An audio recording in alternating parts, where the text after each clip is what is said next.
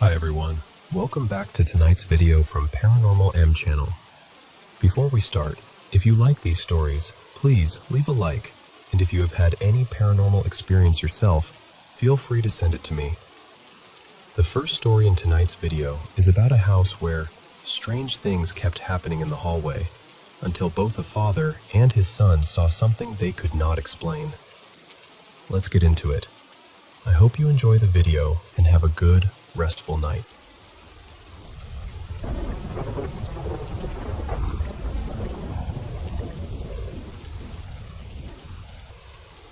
I've got to tell you, this whole thing has stayed with me in a way I can't really shake. Most of what's happened in our home over the past few years has centered around the hallway.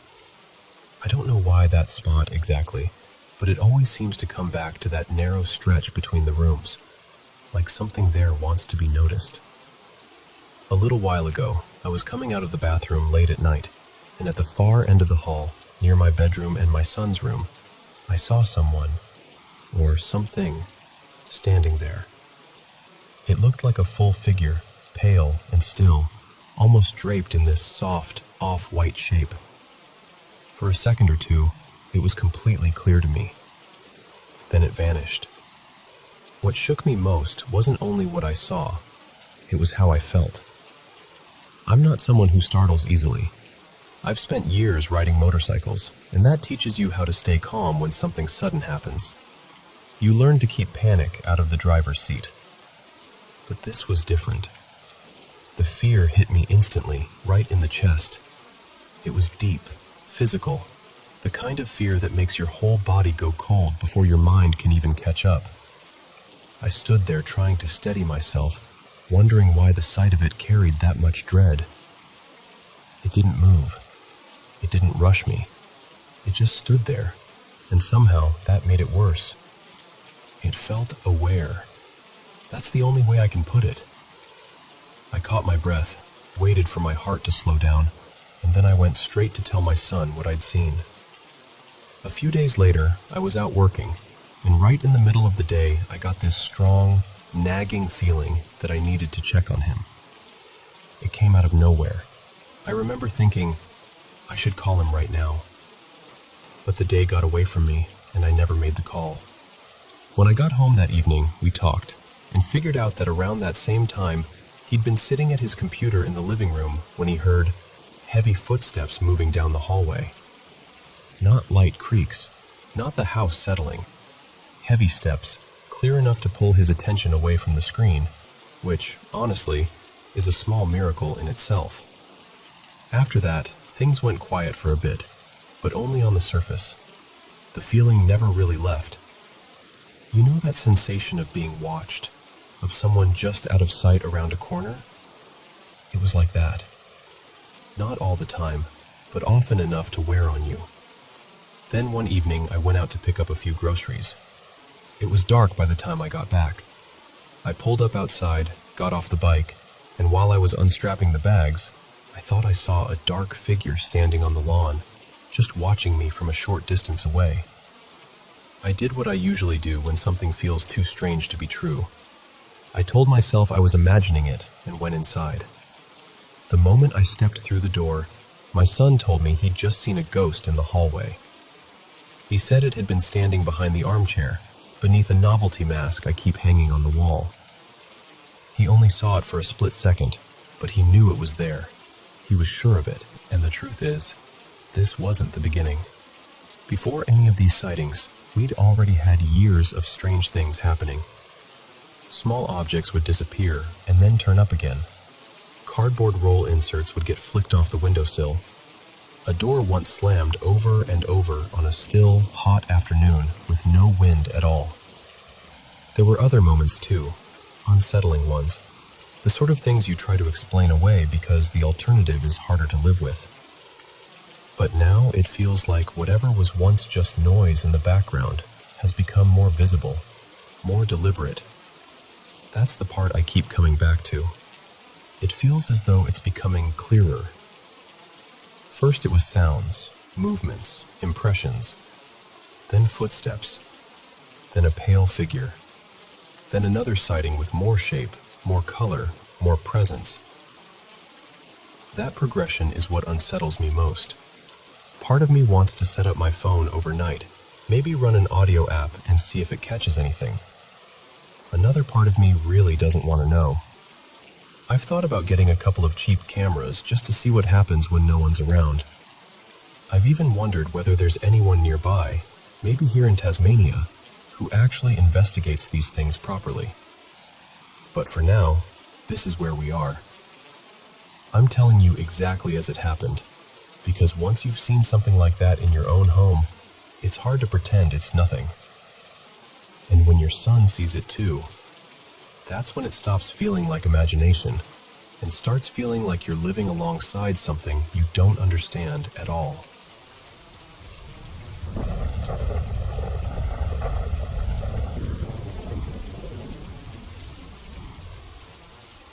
I need to tell you about something that's been building for a while, because honestly, I've been trying to brush it off, explain it away, pretend it was stress or bad sleep or just my mind playing tricks on me.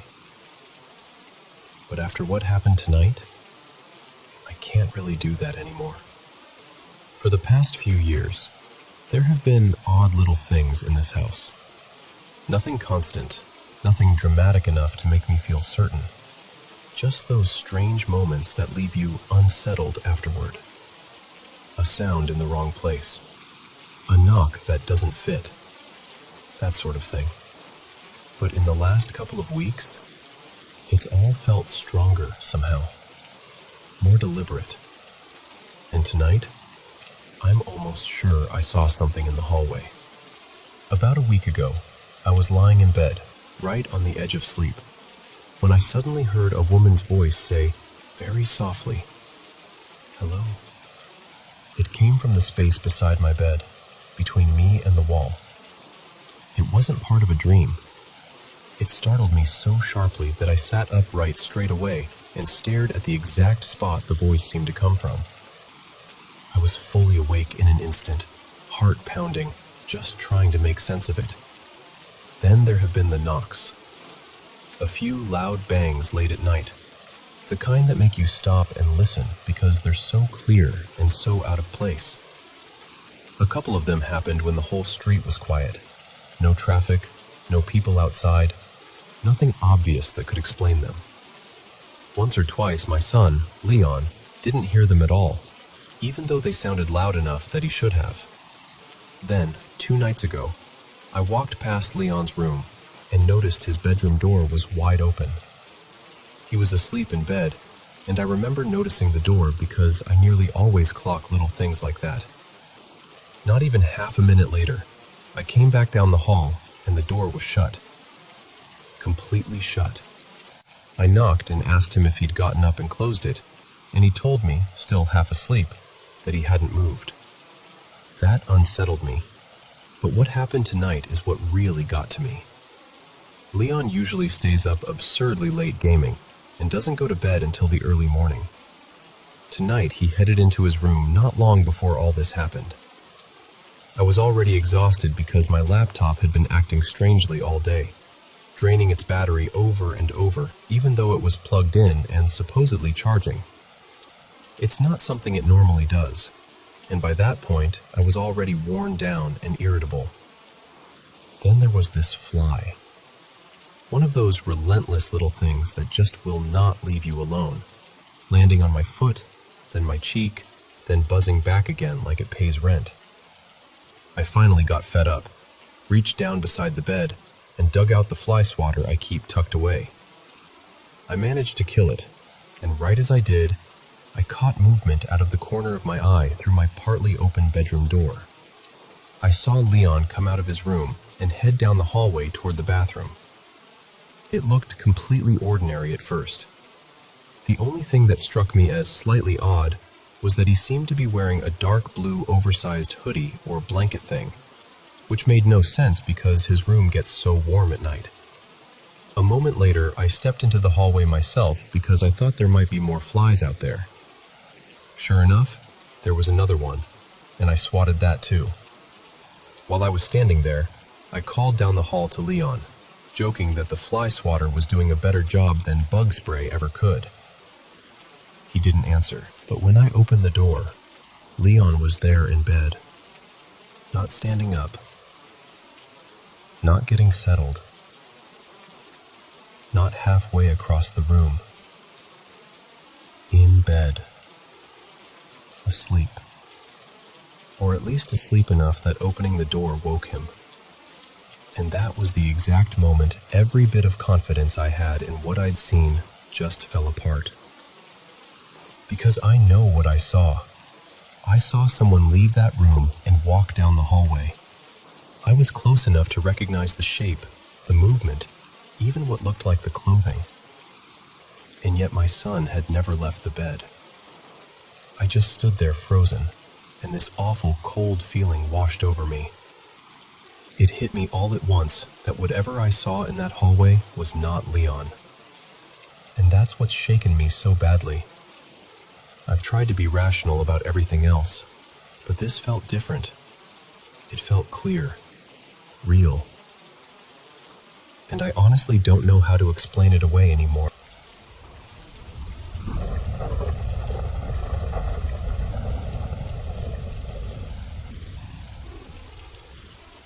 You know those nights that start out feeling ordinary, almost playful, and then somehow turn into something you can't quite explain later? That's what this was. Earlier that evening, around a little after 8, I picked up a girl I've really been enjoying spending time with. I'll call her Maya.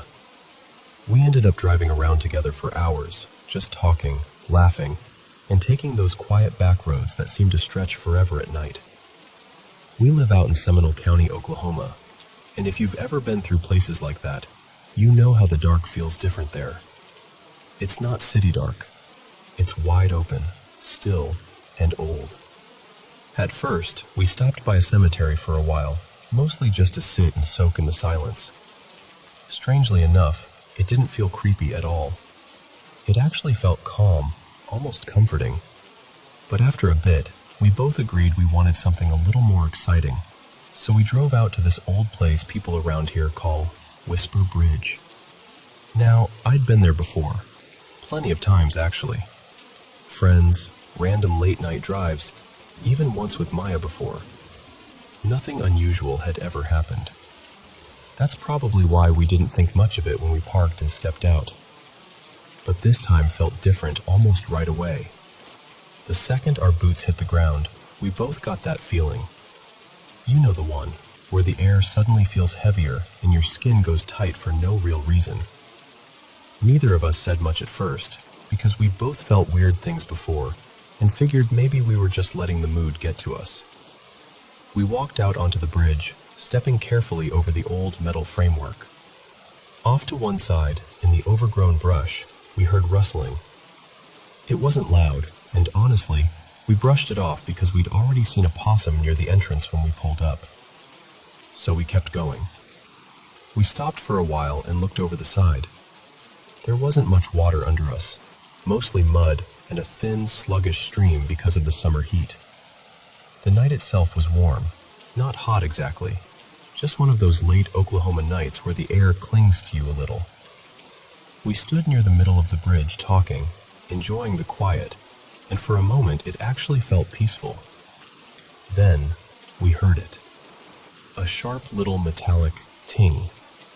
It came from one of the support beams near the edge of the bridge, the kind of sound metal makes when it's been struck just right. We both froze. Then, trying to be rational, we went to check it out. We looked around, listened, and couldn't find anything that should have caused it. No loose chain, no rock falling, no animal bumping into anything. So we tested it ourselves. We tapped the beam with our fingers, and sure enough, it made almost the exact same sound. That should have made us feel better, I guess. Like mystery solved. Except it didn't. If anything, it made us more nervous, because now we knew the sound had been deliberate enough to notice. We stayed there a little longer anyway, mostly because neither of us wanted to be the first to admit we were getting rattled. We still had that little sense of safety you get when you're not alone, when someone else is standing beside you feeling it too. Then came the part I still can't explain. From the woods nearby, we heard what started as a coyote call. At first, that didn't seem strange. Coyotes are common out here. But halfway through the sound, it changed. Smoothly, naturally. It shifted into something like an owl call, except it wasn't any owl sound either of us had ever heard before. It wasn't right. That's the only way I know how to say it. It sounded wrong in a way that hit me before I could even think. The second we heard it, both of us ran. Growing up in Oklahoma, you hear stories. Old ones. Tribal stories. Warning stories. The kind people don't always say too much about, because even naming certain things feels like inviting them closer. I'm not trying to claim I know exactly what we encountered. Maybe there's a perfectly normal explanation buried somewhere in all of it. But deep down, I don't think either of us believes that's what it was. What I do know is that something about that place felt aware of us that night. And whether it was something spiritual, something natural we couldn't identify, or just one of those moments where the world suddenly feels much stranger than you thought, it stayed with me. I've had other experiences before, some gentler, some even comforting in their own strange way. This one wasn't like that. This one felt like a warning. Anyway, that's the story. I'm still turning it over in my mind, still wondering what exactly we heard out there on that bridge. But I can tell you this for sure. I've been there before without a second thought, and I don't think I'll ever walk onto it that casually again.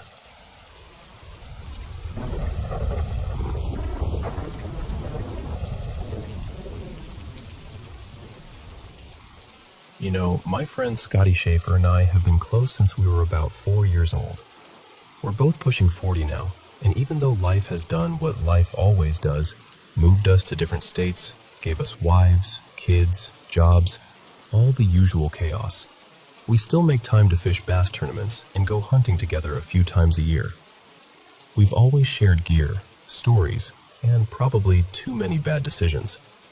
One thing we never agreed on, though, was the whole idea of ghosts and the afterlife. Scotty always believed there was more out there. I was the one who rolled my eyes and came up with practical explanations for every strange thing he ever told me. That was just our rhythm. So this happened during tournament season last spring. I had to miss one of the events because I was working late at the hospital during my pharmacy rotation. Since our big tackle box was in my boat, I told Scotty I'd swing by after work and leave it in his garage so he and the alternate guy could head out early the next morning. To picture the place, Scotty had this older ranch-style house with a big yard, and behind it, off the alley, there was a detached one-car garage. Right next to it lived his elderly neighbor, Merlin, who was one of those people you instantly liked. He was a veteran, loved good scotch, had a dry sense of humor, and always had something funny to say if you ran into him by the driveway or near his garden. I remember pulling in at 12:17 a.m. exactly. It was warm out, quiet, and honestly, kind of peaceful. I was tired, but I was in a decent mood. And just so I'm being clear here, because I know how stories like this sound, I was completely sober. I'd just come off a long shift. The second I stepped into Scotty's garage, something changed. I've never had an experience like it before or since. Every hair on my arms and legs stood up all at once, like I'd walked through some massive burst of static. My skin broke out in goosebumps so hard it actually hurt. And underneath that was this awful, crushing feeling of dread. Not nerves, not anxiety. I mean the absolute certainty that something was terribly wrong. It hit me so suddenly it felt like somebody flipped a switch in my brain. Then, right on top of that, my body went into full panic mode. My heart was pounding, I was sweating, and I suddenly had to pee so badly it felt painful. I dropped the tackle box right by the garage entrance and bolted into the backyard. I barely made it maybe 15 feet before I had to stop. And this is the part I still can't explain. While I was standing there, out of the corner of my eye, I saw Merlin at the back corner of the garage, near where it met the alley. At first I thought, oh no, this poor man just caught me peeing in the yard. But when I turned and looked at him, I knew something was wrong. It looked like him, I'm sure of that. But his face, I still hate thinking about it. His eyes looked huge and dark, like hollow black spaces, and he was gripping the corner of the garage with one hand, leaning around it like he was trying to hide. The expression on his face was pure terror. His mouth was half open, twisted downward, like he was shocked and frightened at the same time. It chilled me in a way I still can't really put into words. I finished up as fast as I could and ran toward him, calling his name. Part of me wanted to apologize. Part of me wanted to make sure he was okay. But when I got to the corner, nobody was there. I checked his side of the property, looked around the yard, the alley, everywhere I could in those few seconds. Nothing. So now I'm rattled, trying to keep it together, and I turn back toward the garage. That's when I notice the light is on inside. And there's this loud, aggressive knocking sound coming from in there. It sounded almost like a power tool stuttering or something mechanical slamming over and over. I went back in, half out of fear and half because I needed some kind of explanation for any of this. I found the source of the noise almost immediately. It was the foot-controlled trolling motor on Scotty's boat. It was somehow running hard while still folded up on the deck, and the prop was smacking against the plywood. The weirdest part was that the control still looked like it was in the off position. I had to disconnect the battery to make it stop. And the light? That wasn't a switch on the wall. It was one of those pull cord lights hanging deeper inside the garage. I know I hadn't turned it on. I had barely gotten through the doorway before I ran back out. I checked the garage one more time, just to make sure no one was in there, turned off the light, and got out as fast as I could. I sat in my car shaking and called Scotty. I left him this rambling voicemail telling him everything that had just happened. I remember the call time because I stared at it afterward. It was 12:25 a.m. About 15 minutes later, Scotty called me back. He told me there were fire trucks and emergency vehicles at Merlin's house. Then he said Merlin's son had been there, and according to him, Merlin had collapsed at the kitchen table at exactly 12:17 a.m. He'd been in the middle of a sentence, talking about a terrible headache and whether he should go to the hospital. Then he just died. It turned out to be a massive aneurysm. His son said it happened so fast he was likely gone before he even hit the table. That was the exact moment I pulled into the driveway. The exact moment that wave of dread hit me. The exact moment I thought I saw him standing behind Scotty's garage, looking more frightened than any face I have ever seen in my life. I spent years dismissing every ghost story Scotty ever told me. I always needed a logical answer, something I could file away and explain. But I've never been able to explain that night. And honestly, even now, telling it to you still gives me chills.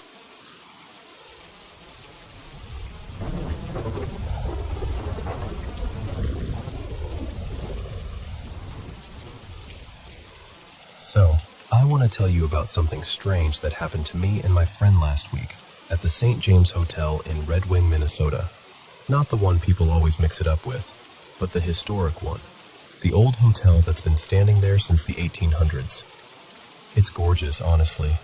Very elegant, very old-fashioned. The kind of place that feels charming the second you walk in. When we arrived, everything seemed normal. We checked in, grabbed our bags, and stepped into the elevator to go up to our room on the second floor. I clearly remember pressing the button for 2. We stood there waiting, talking casually, and then the doors opened. But instead of the second floor, we were on the 3rd. I turned to my friend right away and asked, "Didn't you see me hit the second floor?" She looked just as confused as I felt, and said the only button she saw lit up was for the 3rd floor. That immediately threw us off. We didn't get out, just stood there staring.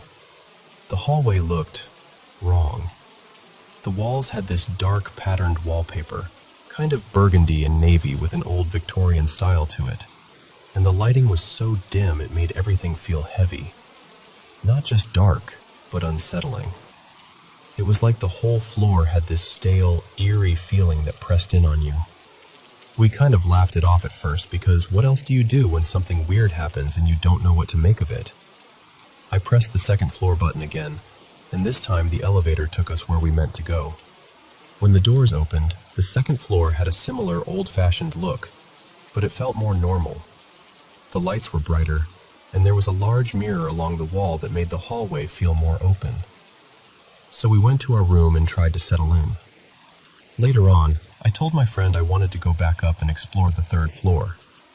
I'd read before our trip that people say that floor is especially active, and that room 310 is tied to a spirit named Clarissa, whose presence is still felt there. My friend was not thrilled by the idea, which, honestly, fair. But after I kept insisting, she finally agreed to come with me. This time, before we got into the elevator, I pulled out my phone and started recording. I wanted proof in case anything happened again. The elevator went up. The doors opened. And both of us just froze. The walls were white, not patterned, not dark, not Victorian looking at all, just plain white walls. I remember staring and feeling my stomach drop because I knew what we had seen the first time. My friend knew it too. We both started panicking a little, trying to make sense of it, whispering to each other like somehow speaking too loudly would make it worse. We got back into the elevator and checked another floor, thinking maybe we'd mixed something up. But that hallway also had white walls. We even tried another button, but the elevator wouldn't go where we wanted, so we went back to the third floor one more time just to be sure.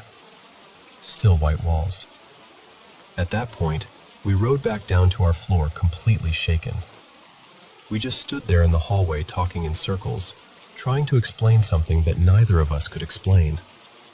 We both knew we had seen that darker wallpaper before. We both felt how strange that floor had been the first time. And yet, when we went back with my phone recording, it was like that version of the hallway had vanished. I know how unbelievable it sounds. I get it. But when you're standing there with someone else who saw it too, and both of you know what you experienced, it stays with you. Even now, I can still picture that first hallway in my mind, dim and unnervingly still, like we briefly opened the door to somewhere else.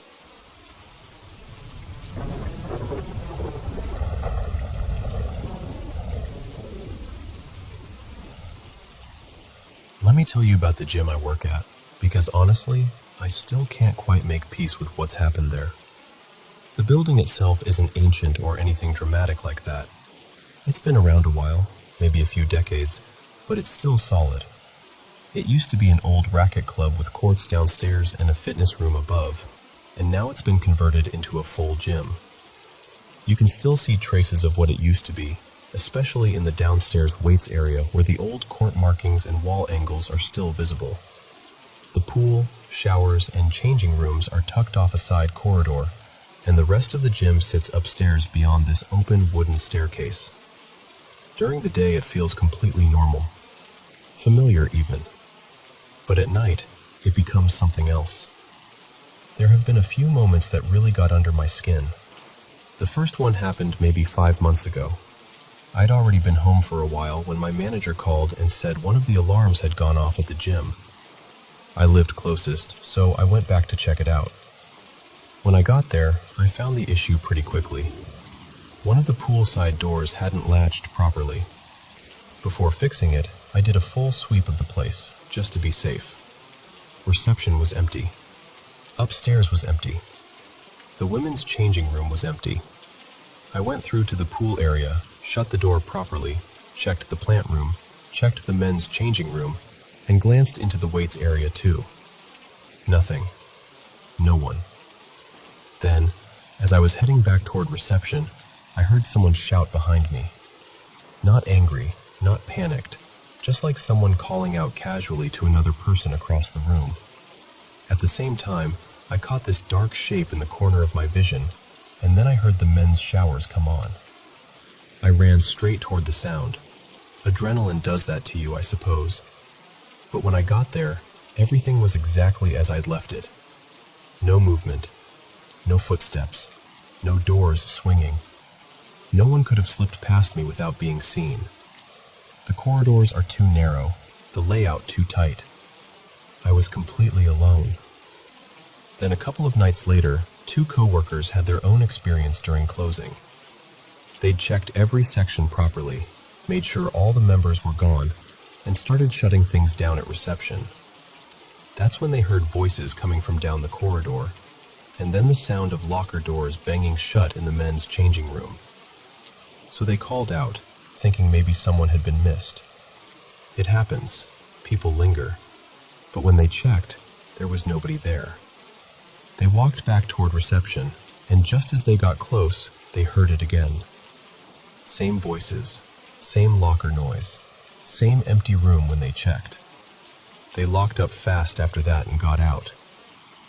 Then there was the one that happened to me and another co-worker on an afternoon close. We'd done everything by the book. Cleared the building, shut the doors, put away the tills, tidied the weights so carefully that there was nothing left loose on the floor. And then we heard this loud metallic clang from the downstairs weights room. You know that sound when someone re-racks a heavy barbell or drops a plate onto a machine? It was exactly that. Sharp, heavy, unmistakable. We both knew it instantly. We went down right away, because what else do you do when your brain still wants reality to behave itself? But the room was empty. The fire doors were secured. No plates had fallen. No bars were out of place. Nothing looked disturbed at all. We just looked at each other, silently confirming that yes, we had both heard the same thing. And then we left. On the way out, we heard voices again. This time, neither of us bothered checking. And those weren't even the only incidents. There were also the taps. One of our cleaners was working alone one evening and filled a bucket from the hot tap in the little kitchen area, same as she always does. A few minutes later, she heard water running again and went back in to find both taps blasting full force. She never uses both and never turns them up that high because they splash everywhere. It's possible she made a mistake, obviously. People make mistakes all the time. Still, it rattled her. Another time, one of my coworkers heard a tap running during final checks and eventually tracked it down to a locked cleaning cupboard. No members in the building. No cleaner on site yet. Just water running behind a locked door for no reason anyone could explain. Then there was the fire door in the plant room. That one really got me. A coworker was doing routine checks in there. The door is heavy, coated, and designed like it belongs in a bunker. We usually prop it open while we're inside. He was standing there, facing it, when it slammed shut. Not drifted shut, not slipped quietly off the prop. Slammed. Hard. That door does sometimes fall off the stopper, but when it does, it closes gently and usually doesn't even latch. This time it hit like someone had shoved it. We've had a few reports from members too, which somehow makes it worse. One man was training alone late in the weights area and saw a shadow move past the doorway into the next room.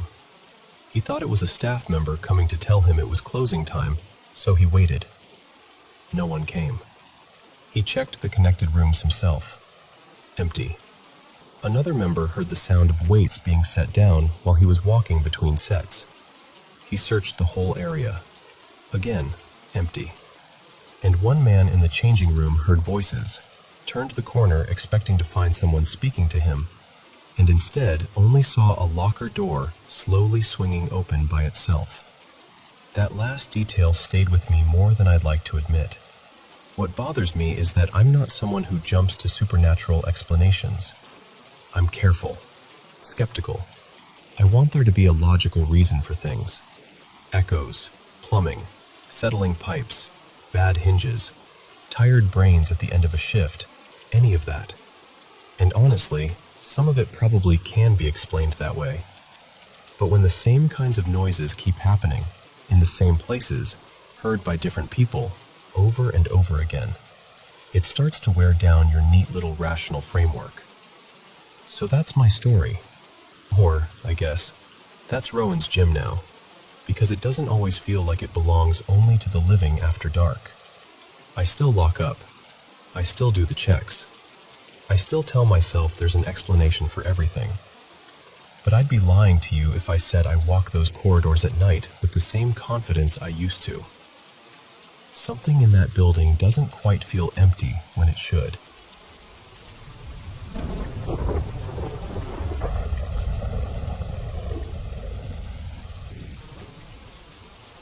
I need to tell you about a place I used to work, because to this day, I still cannot explain what was happening there. It was a small shop, and from the beginning, it felt off. Doors would open and close on their own. Items would get moved around when nobody had touched them. More than once, I heard knocking on the bathroom door, even though I was the only person in the store. One night, the security camera was somehow turned upside down after closing. We checked it later, and the only way to move that camera was to physically lift it and reposition it. It was not something that could just shift by itself. One evening, I was alone closing up when I felt something grab me from behind. I spun around immediately, but no one was there. Another night, I heard a loud crash in the gift room at the back of the store. When I went to look, a glass cross had been flung clear across the room and shattered on the floor. It had moved way too far to have simply fallen. My coworkers and I eventually started calling whatever it was, Errol, half joking, half not. A lot of strange things happened before the owners finally brought in a paranormal team. They said they made contact with several different entities, and because the owners were deeply religious, they had the whole store and property blessed afterward. Things did calm down a little after that, but they never completely stopped. The last thing that happened before I quit is still one of the clearest memories I have. I was alone again, closing the store. I knelt down to grab something from a cabinet, and I suddenly felt, and even saw, a dark figure lean over me. I thought someone had come up behind me, so I turned around fast, but there was nobody there. A little while later, I saw a shadowy figure moving through the aisles toward the walk-in fridge. I followed it, thinking maybe someone had somehow gotten into the store. I even stepped into the fridge to check. I had left the heavy door open behind me, and that door never moved unless you pushed it hard. I went all the way to the back, found no one there, and then the door slammed shut. A few months later, I moved to another town for school and stayed with a relative. My room was large, with its own bathroom and a walk-in closet. I always kept the closet door open because I had a mirror hanging on it. After I had been there a while, I started noticing what looked like a shadow standing inside the closet. Sometimes it even seemed to have reddish eyes. I kept telling myself I was tired and imagining it. Then one night, while I was driving home from work, I felt one of my braids get tugged sharply downward. I panicked and pulled over at a gas station as soon as I could. I searched the whole car, convinced for a second that someone had to be hiding in there, but there was no one. I even tried to explain it away by thinking maybe my hair had caught on the seatbelt, but it did not make sense from the side it was pulled. After that, the bathroom door in that house would open and close by itself. Lights would switch off right in front of me. Not just go out, but the actual switch would move. Months later, after I graduated, I moved again for work and lived with roommates. They had a wall covered in crosses, and one day, one of them flew off and shattered on the floor in front of us. The bathroom door there also opened and closed on its own. Today, I decided to try speaking to whatever this is, instead of just being afraid of it. Over several nights, these were the words I heard. Don't force the arrangement. The realizations are deserted. Don't run again. Rejection is waiting for you. Then, in what sounded like a child's voice, I heard, Hallelujah! Candy! Lila! Another night, I said, I'm here, and I'm listening to what you have to say. and it answered, "Here to say." I said, "Yes, I'm here and listening to you." It said, "Yes." I told it, "You can say whatever you want. I'm listening." And it answered, "Here, listening, yes." I said, "Yes." Then it said, "I don't know." I asked, "What don't you know?" It replied, "I like chocolates, about last night." So I asked, "What happened last night?" And it said, "I'm cold." Then it made a sound like a dog barking, and after that I heard, "I like dogs." Then, in that same childlike voice, it said, "Pick me up." I still do not know what has followed me from place to place, or if it really is the same thing at all. I just know that for years now, I have kept seeing it, hearing it, and feeling it.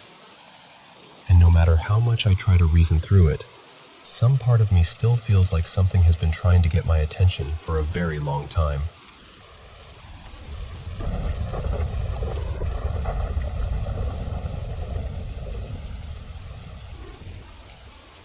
I wanted to share something that's been sitting with me for a while, because honestly, I still can't fully explain it. My husband and I moved into our first house in September last year, and it was such a special milestone for us. It's a brand new build, so no one had ever lived here before, which made me feel pretty at ease from the start.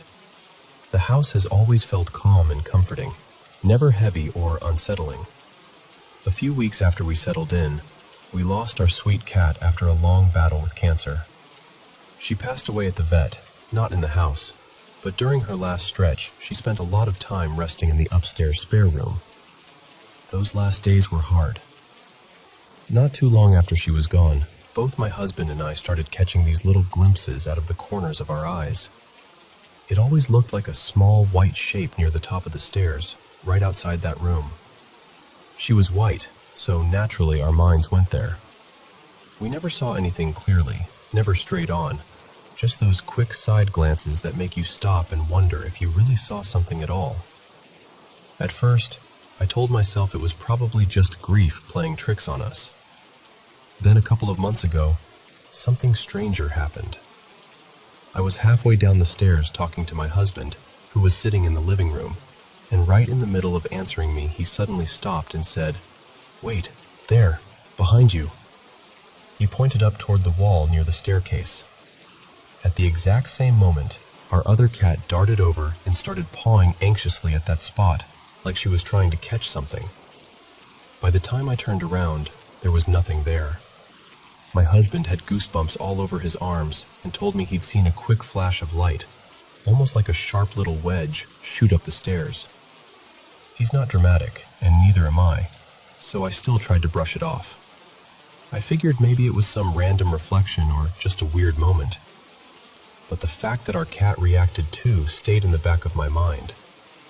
Later on, my mom admitted she'd seen something similar when she was visiting.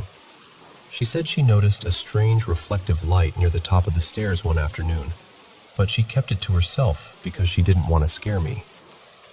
Even then, I didn't let myself lean too far into it, mostly because I hadn't seen it with my own eyes. Until I finally did. A few nights ago, I was sitting on the couch reading while my husband was nearby playing a game. I happened to glance up toward the window shades, and suddenly, this flash of light appeared. It hovered there for maybe 2 or 3 seconds. It didn't look like normal light to me. It had this curved shape, almost like a crescent or a bent wing, and it seemed so distinct that I just froze. Then I looked at my husband, and the second I saw his face, I knew. It was the same thing he'd been trying to describe before. We checked everything we could think of afterward. Lamps, windows, cars outside, anything that could have caused some odd reflection. Nothing made sense. I'm still trying to be reasonable about it because that's just how I'm wired.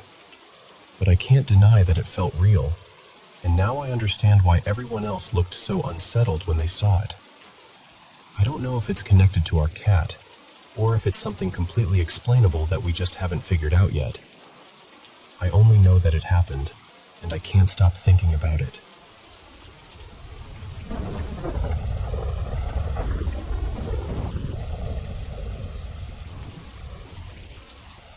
I honestly need help, because I'm not sleeping, and I'm starting to feel afraid in my own home. For the past few weeks, I haven't been able to sleep in the dark, and the strange part is, I'm not someone who normally believes in anything supernatural. Neither is my husband. We've always been the kind of people who try to find a logical explanation for everything. But after everything that's been happening in our house lately, I don't know what to think anymore. It started with our smart speakers. They keep turning on by themselves and playing songs nobody in our house ever listens to. The only way they should activate is if someone taps them or uses the connected phone, and only one phone is linked to the system. More than once, the speaker in our bedroom has started blasting music in the middle of the night, like around 2 or 3 in the morning, at a volume we would never even use. One night, a friend was over and said she heard footsteps upstairs when no one else was up there. We went to check, and there was nobody there, but the kitchen speaker had started playing music on its own again. Then there was the laundry room. A stack of hampers and plastic bins suddenly crashed over all at once. No one was in there. Nothing had bumped them. Later, we even tried setting them up the same way to see if maybe they were just unstable. But we couldn't get them to fall like that unless someone physically shoved them. We've also heard footsteps upstairs when the whole upstairs was empty. We've heard cabinets shutting too, like someone was moving around in the kitchen when no one was there.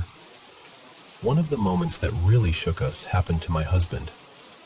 He was already in bed one night before I came upstairs, and he said he felt something moving across the mattress beside him. Not just a vague feeling, but actual pressure, like footsteps pressing into the bed. He told me he stayed still for a minute because he was scared, but also trying to make sense of it. He said whatever it was seemed to get closer and closer until it was near his face. The second he turned on the lamp, it stopped. When he switched the light back off, he said he felt it again. Another weird thing happened when a friend was at our house. She unlocked her car from inside, left her keys on the counter, and walked outside to grab something. Just as she got close to the car, it locked itself and the headlights flashed. Her car is older and definitely does not auto-lock like that. Then there was the front door. My husband unlocked it to let someone in, then went back upstairs. By the time the friend reached the door, it was locked again. Not just locked, but deadbolted. We never used the deadbolt during the day, so that really freaked us out. We've had lights flicker in random rooms too, and there doesn't seem to be any clear reason for it. And the thing I keep replaying in my head happened one night when we were driving home. I looked toward the front of the house and could have sworn I saw a figure standing in the window. At the time, I told myself I was just tired or imagining things. But after everything else, I can't brush it off so easily anymore. I just know I can't keep living like this.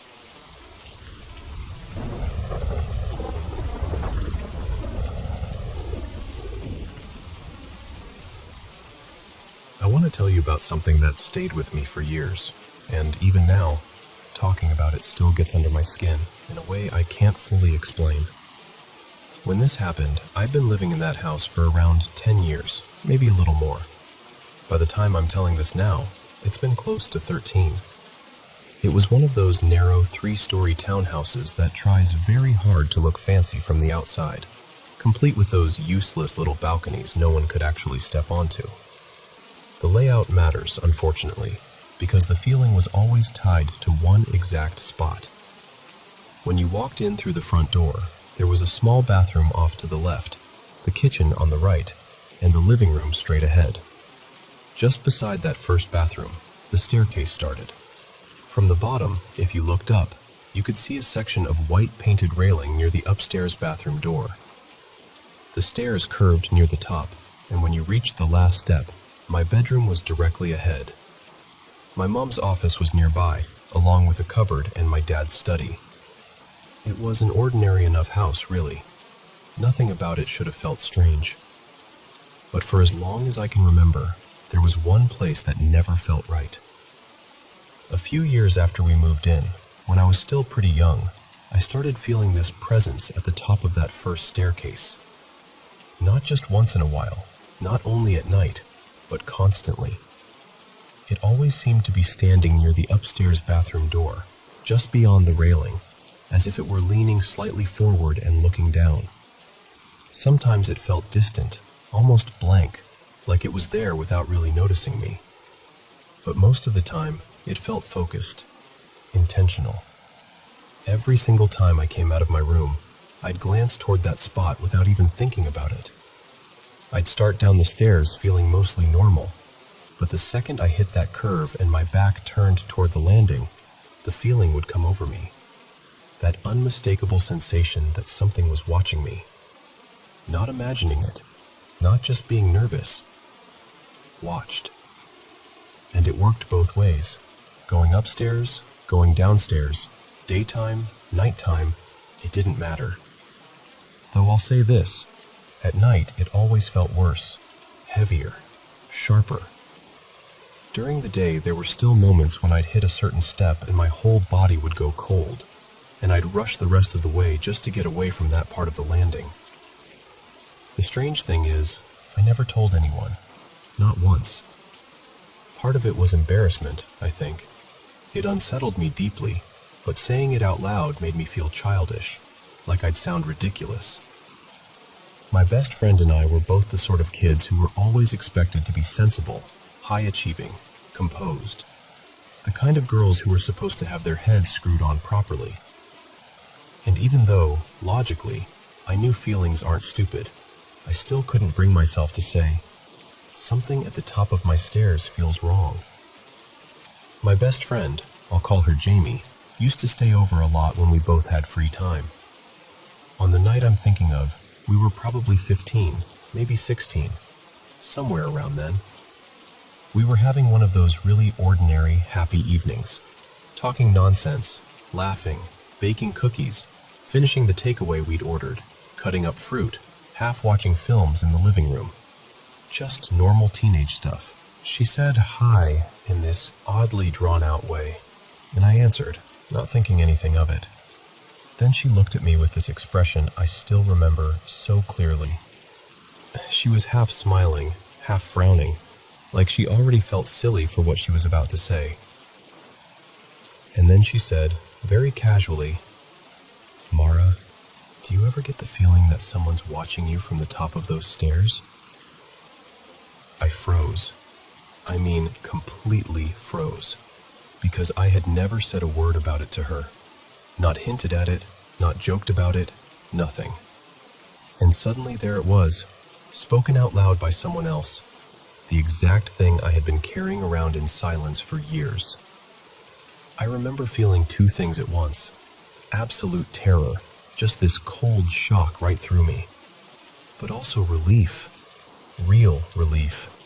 Because for the first time, I knew it wasn't only me. I wasn't alone in it. I wasn't imagining something out of nowhere. Jamie told me she'd felt it before too, more than once, always in the same place, always around that landing near the bathroom.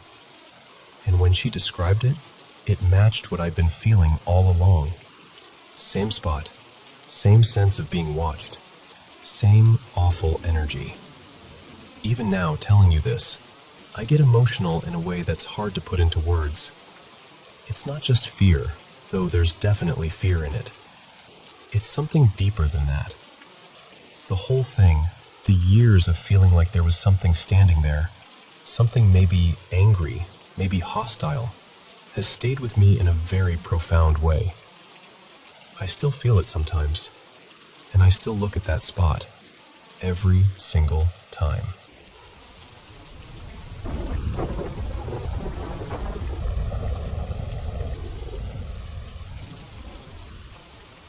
I do not remember much about my childhood, which is its own lovely little cruelty. But I remember that thing. I remember it with a clarity that makes my skin go cold even now. It started the same way every night. I would drift into this strange dream where I was high above the woods behind our house, looking down as if I were part of the sky itself. Below me, there was a woman walking alone through the trees. At first, I could only see the top of her head, but with every step she took, my view moved closer. Slowly, inch by inch, like something was drawing me toward her whether I wanted it or not. By the time she reached the edge of the woods, I was right above her. I could see her bare feet on the dirt path leading toward our house. Then my view would shift, and suddenly I was behind her, following her down our street. And then it changed again. I was seeing through her eyes. I would watch her step into our house, climb the stairs, and move toward my bedroom. And from inside her, or whatever it was, I could feel this terrible rage. Not anger the way people mean it. Something deeper, older. A kind of hatred so sharp and powerful it felt like it could split the walls apart. She would open my bedroom door, and there I was, just a little kid asleep in bed. That was the moment the dream ended. I would open my eyes thinking, thank God, it was only a dream. And every single time, I was wrong. It would be there, standing beside my bed, staring at me. I still hate describing it, but I want you to understand. It looked almost human in the way a wax figure almost looks alive. Its skin was pale and cracked, like dried porcelain or white clay left out in the heat. Its eyes were too wide, cloudy and bloodshot, like they hurt just from being forced open. The hair hung in thin, lifeless strands around its face. And the mouth. The mouth wore this smeared red lipstick, as if it had tried to dress itself up as something familiar and failed. When it smiled, I could see teeth like pins. Not normal teeth. Long, thin, needle-like things packed too tightly together. It loved my fear. I knew that even as a child. It would grin as if it had all the time in the world, and then it would drop down onto all fours and rush toward me. I screamed every night. My mother would come running, throwing the door open, and it would vanish before she could see it. Just gone. This happened so often that she tried everything. Doctors, counselors, sleep medication. She thought I was having night terrors. The neighbors heard me screaming so many times they called the police more than once. My poor mother was trying to keep the whole thing from becoming some family legend. But families are what they are, and the story spread anyway. By the time I was around 8, I was falling apart. My hair had started thinning. I barely ate. I did not laugh. I did not play. I was all nerves and bones and fear. Then my grandmother took me in for a night. She sat me down at her kitchen table without fussing, which somehow made it feel more serious. She put a bowl of soup in front of me, rested her hand over mine, and after a long silence, she said, very quietly, I used to call it sore eyes. I did not even look up, but I knew exactly what she meant. She said, do not give it anything to smile about. It is only made of mud and worms. And those needle teeth, they snap easy. She looked at the pieces and said, it breaks the same way. I asked her if she meant I was supposed to fight the thing, physically. She told me no. Then she explained it in a way only grandmothers can, as if she were telling me how to mend a shirt or salt a stew. She said that if I did not let it smile, it would break all on its own. The teeth sat too tight in its mouth. The eyes would swell. The whole thing would come apart. That night, for the first time in years, I fell asleep feeling safe. The dream came again, just as it always had. The woods, the woman, the walk to the house, the stairs, the bedroom. And then I woke to find it there. But this time, I remembered the shattered jar. I remembered the dirt and the worms. I remembered my grandmother's voice. and suddenly it did not look powerful anymore. It looked brittle. It lunged toward me a few times, trying to scare me, but I did not react. I just stared back at it. No tears, no screaming, no fear. I remember hearing my own little voice in that room, clear as a bell. "I'm not scared of you anymore." It made this ugly sound, somewhere between a grunt and a hiss, and backed away. Then it left the room on all fours, moving in that awful, inhuman way. A moment later, my grandmother came in. She took me downstairs, wrapped me in a blanket, and made me drink a mug of warm goat's milk with cinnamon, which I thought was disgusting at the time. She kissed the top of my head, tucked me back in later, and after that, nobody spoke of it again. And for years, that was enough. I am 20 now. I moved to another city. I built a life I actually love.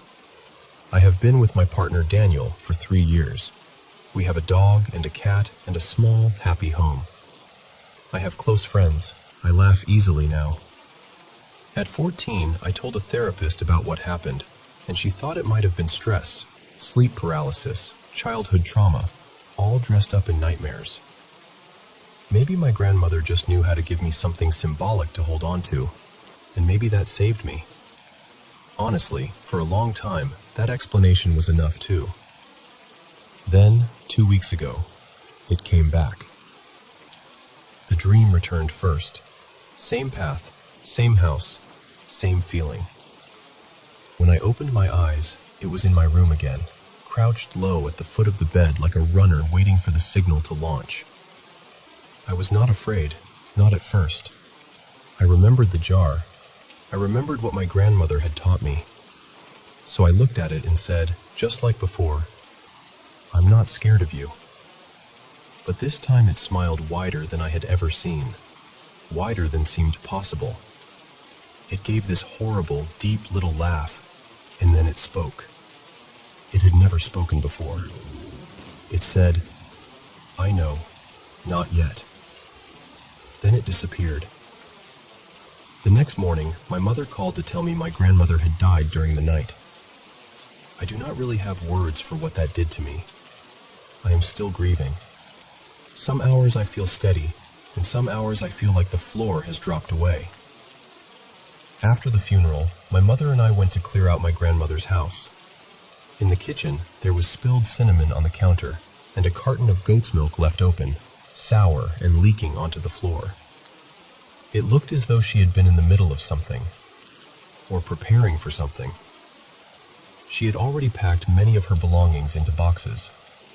Inside one, she had left me her rings, some old jewelry, a beautiful antique box I used to admire as a child, silver picture frames from her wedding, a little cash, and one white ceramic jar. Beside it was a sealed bag of dried soil and worms. It said, "Stronger does not mean unbreakable."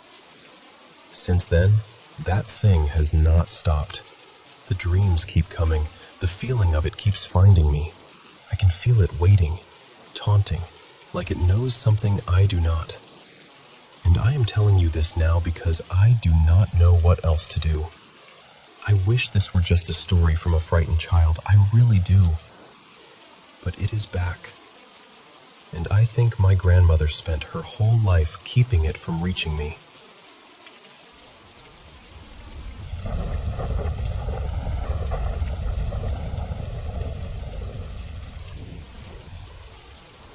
I work nights at a small hospital in a quiet town called Willow Creek. It's the kind of place where a lot of older people come to spend their final years in peace. Most nights are simple. I clock in, get assigned a room, sit with a patient, and make sure they're comfortable and safe. A lot of the time, if they're sleeping, I'm just keeping watch while a video plays quietly on my phone. Easy work, at least on the surface. At first, nothing about the job felt unusual. Then one night, I was sitting with a patient who had been drifting in and out because of his medication. Out of nowhere, he looked at me and asked, very seriously, if I could hear the tapping. I took off my headphones and listened, but I heard nothing. He looked terrified. When I asked what he meant, he said someone was tapping on the window. We were on the second floor.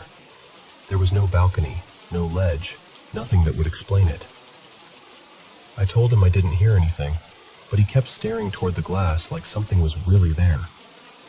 A nurse eventually came in, calmed him down, gave him something to help him sleep, and the room went quiet again. The strange part was that it didn't happen just once. It happened again the next night, and the night after that.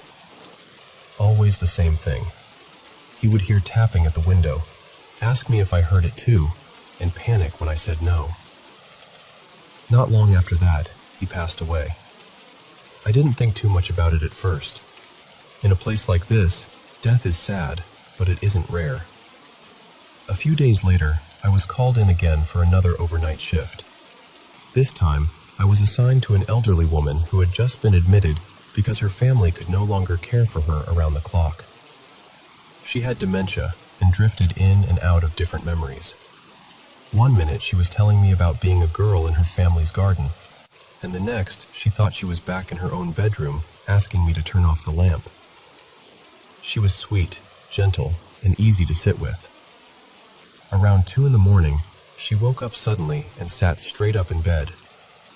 That alone startled me, because she'd been too weak to do that on her own earlier. She pointed toward the window and asked me, in this trembling voice, "What is that?" I turned and looked. Nothing. So I asked her what she saw. She said, "He's tapping. He wants me to open the window." The fear in her face was immediate, real. She started trying to climb out of bed, even though she'd already been given medication to help her sleep. She was in no condition to walk, and the nurse had to come in and sedate her before she hurt herself. By morning, she was gone. After that, I couldn't shake the feeling that something wasn't right. 2 different patients, different backgrounds, different conditions, different rooms, and both of them saw the same thing. Since then, I've kept doing my job, sitting through long nights and hoping no one else mentions the window.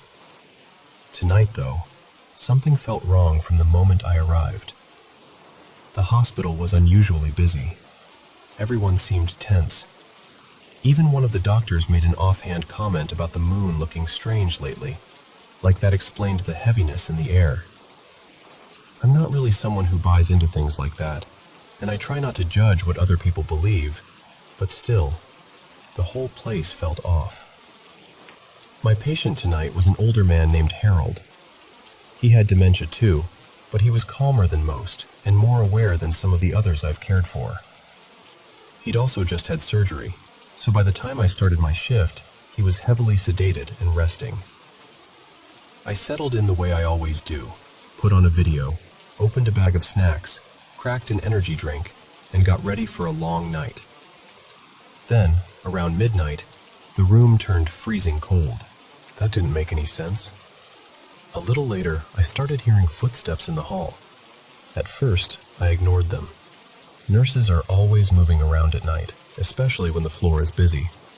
Then, out of the corner of my eye, I thought I saw someone walk into the room and reach toward the sink, like they were grabbing gloves or supplies. I turned to say something, expecting to see one of the staff. No one was there. I told myself I was tired. That's what I still wanted to believe. Night shifts do things to your eyes and your nerves. But then, as I turned back toward my chair, I looked at the window and saw what looked like the reflection of a person standing in the hall behind me. I just stared at it. I know that sounds ridiculous, but in that moment, I didn't know what else to do. It stood there, still as anything. I couldn't make out a face. It was just the outline of someone watching. When I finally turned around to catch whoever it was, the hallway was empty. Gone. And here's the strangest part. I wasn't exactly scared. I should have been, probably. Any reasonable person would be. But what I felt was something quieter than fear. More like the sense that I was sharing the room with something that didn't belong here, but also wasn't there to hurt me. It felt present. watching, waiting. That's why I'm telling you this now, because I don't know what that thing is. I don't know whether it's some kind of ghost or grief or the mind playing tricks in a place where death visits often. I only know that 2 dying patients saw someone tapping at the window, asking to be let in. And tonight, for the first time, I think I may have seen it too. And now I can't stop wondering whether it's just passing through or whether it's been waiting there all along.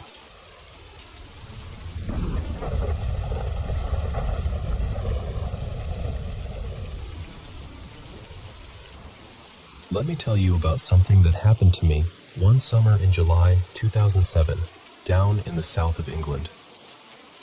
Every year, my closest friend Malik and I would sneak away for one night of ghost hunting. That was the official excuse anyway. Really, it was our annual break from work, family chaos, and all the noise of ordinary life.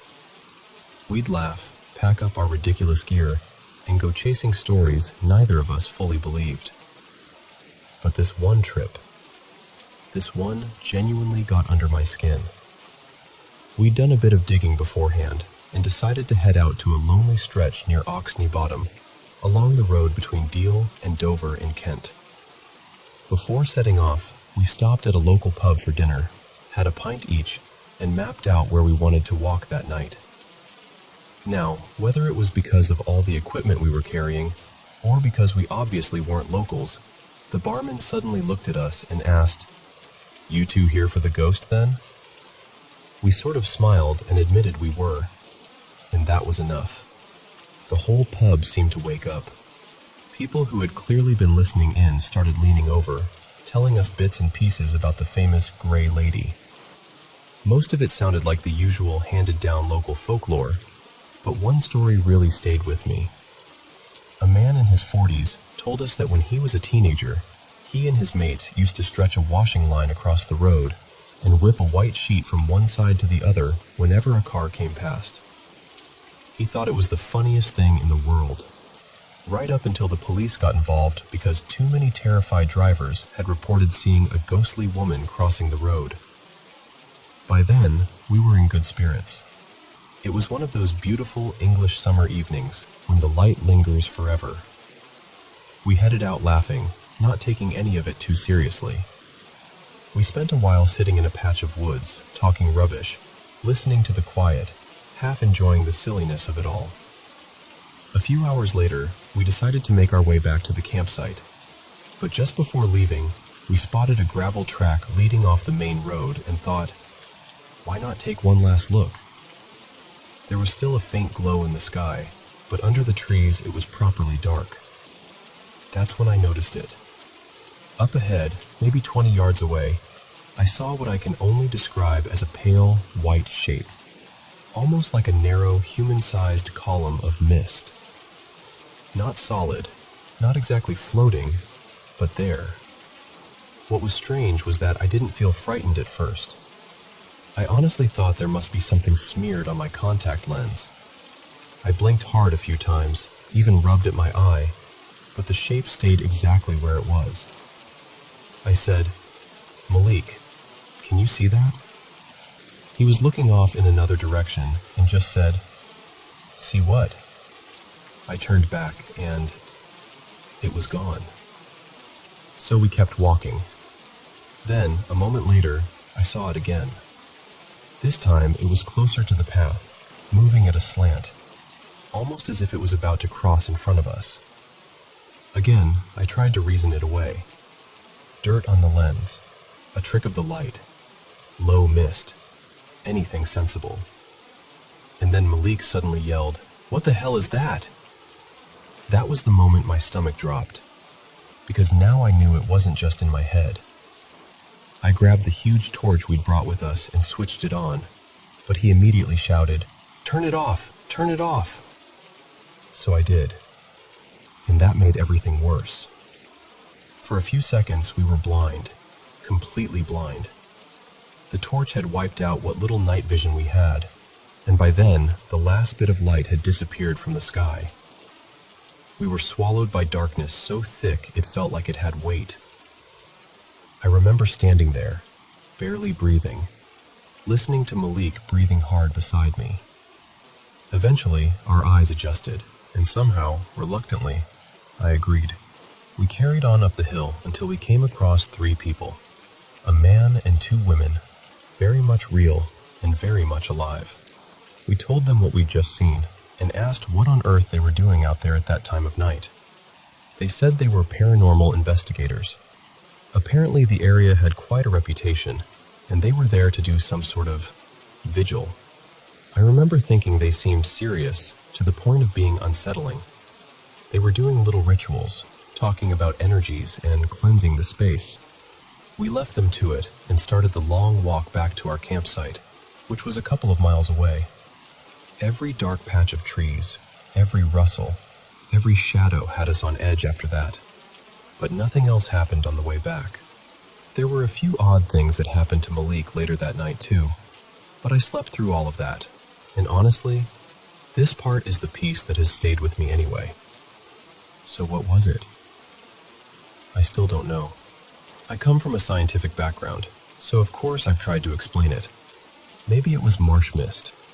Maybe it was some strange trick of temperature and low light and imagination. Maybe it just happened to form a shape that looked almost human. Twice. But I can tell you this honestly.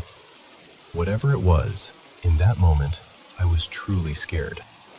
And for someone as skeptical as me, that's what has never quite left me.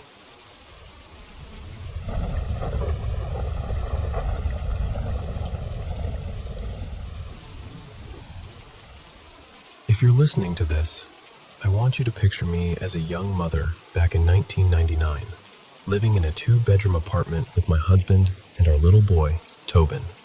He was about 3 then. We'd already been there a couple of years, but that apartment always felt wrong somehow. Heavy, unfriendly, like the air itself was carrying something I couldn't explain. Not long before all of this began, my husband left and asked for a divorce. Looking back, I've always felt like moving into that apartment was the start of everything falling apart for us. After he left, I started noticing this awful feeling that I was never really alone.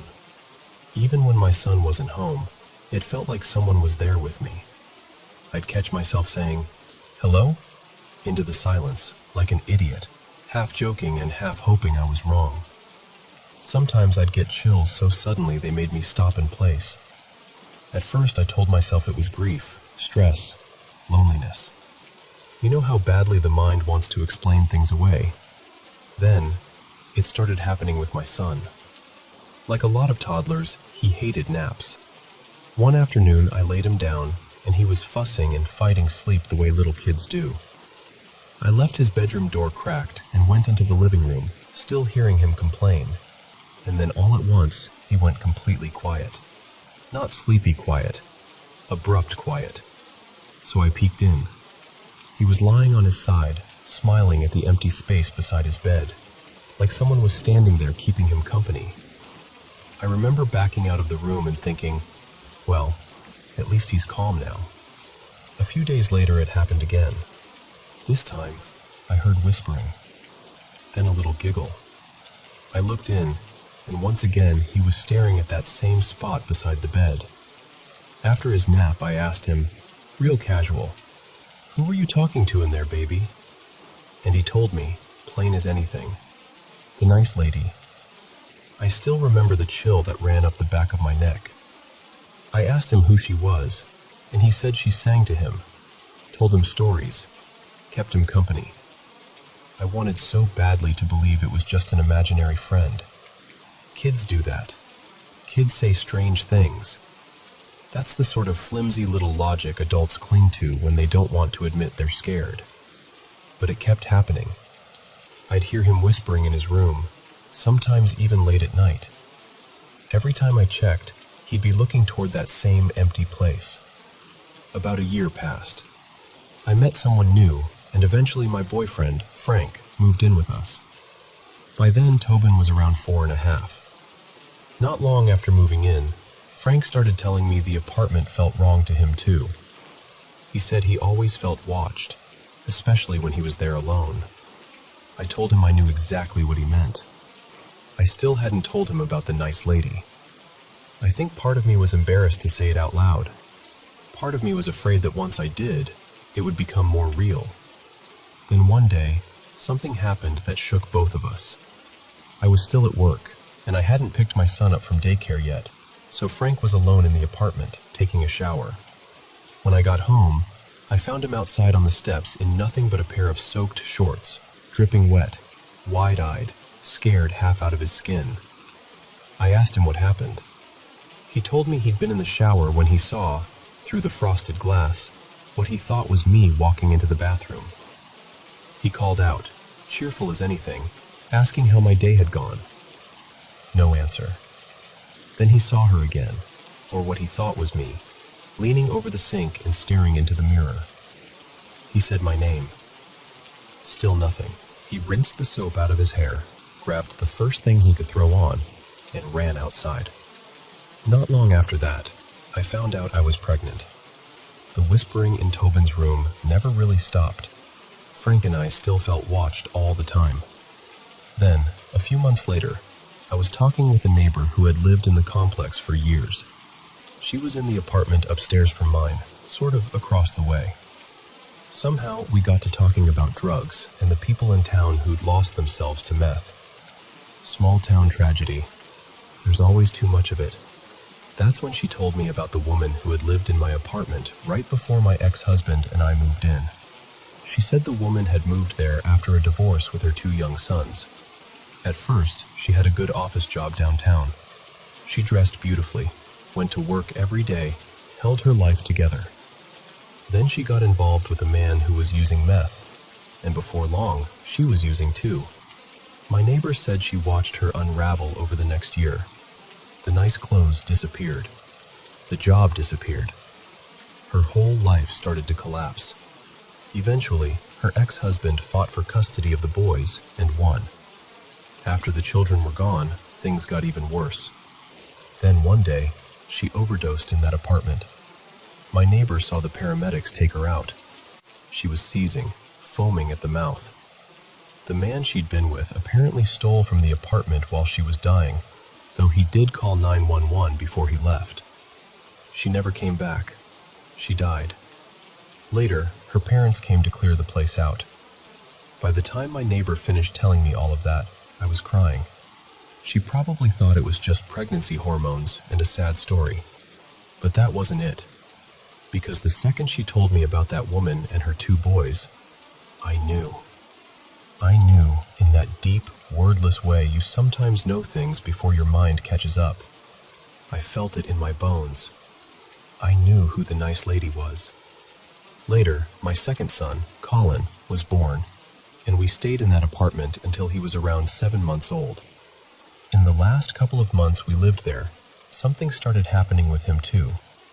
He'd fuss in his crib, upset and restless, and then suddenly, he'd go quiet. A moment later, we'd hear little baby coos, tiny giggles, that happy, soft sound babies make when they feel safe. By then, strangely enough, I wasn't frightened anymore. A couple of times, I even found myself whispering into the room, "Thank you." Because whatever had happened to that woman in life, whatever pain had kept her there, she was gentle with my boys. She sang to them. She soothed them. She gave comfort where maybe she had once lost all comfort herself. And I still can't get over the strange echo of it all. She had lived there with 2 sons after a broken marriage. Then, years later, I ended up in that same apartment with 1 little boy, and then gave birth to a second.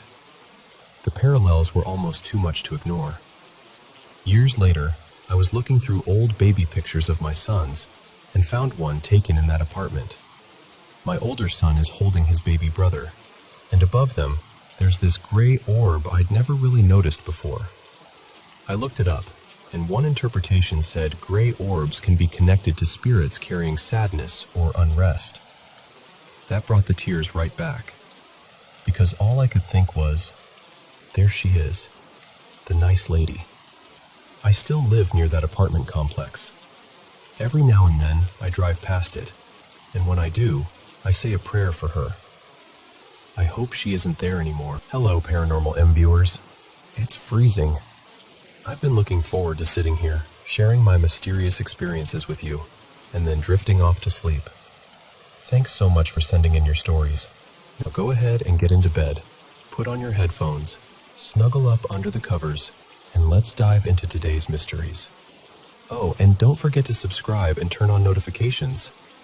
Thank you, my dear viewers. So, I've been sitting on this one for a while, mostly because I wanted to see how people reacted to my other story first. This isn't the scariest thing you'll ever hear, but it's one of those moments that still bugs me, especially because I wasn't alone. 2 other people saw it, and we all remember it the exact same way. This happened a long time ago, more like 14 years back now. I'm 30, so I was around 16 at the time. And you need a little context first. My parents were huge yard sale people. Like, if there was a handwritten sign on a telephone pole that said, "Sale," my mom would practically slam the brakes. We didn't have a lot of money, so our house was filled with secondhand stuff. Decor, furniture, you name it. And my mom had this phase where she was decorating our living room with a safari vibe. Think warm browns, animal prints, the whole living room jungle thing. She loved it. I hated it. One weekend, she came home from a sale at this nicer neighborhood with 2 matching lamps. Nothing creepy about them. No antique look, no cracks, no weird stains, nothing. Just normal lamps. They honestly looked like they'd barely been used, like the kind of thing someone sells because they redecorate every other month. She sets both lamps up in the living room, tries one, and it works fine. Tries the other one, nothing. Dead. She swapped bulbs, messed with the switch, tried different outlets, still nothing. So she did what my mom always did. She took the good bulb out, because why waste a perfectly fine bulb on a lamp that doesn't work, and put the older bulb back in it. Then she set the broken lamp near the TV anyway, just to complete the look. And that was it.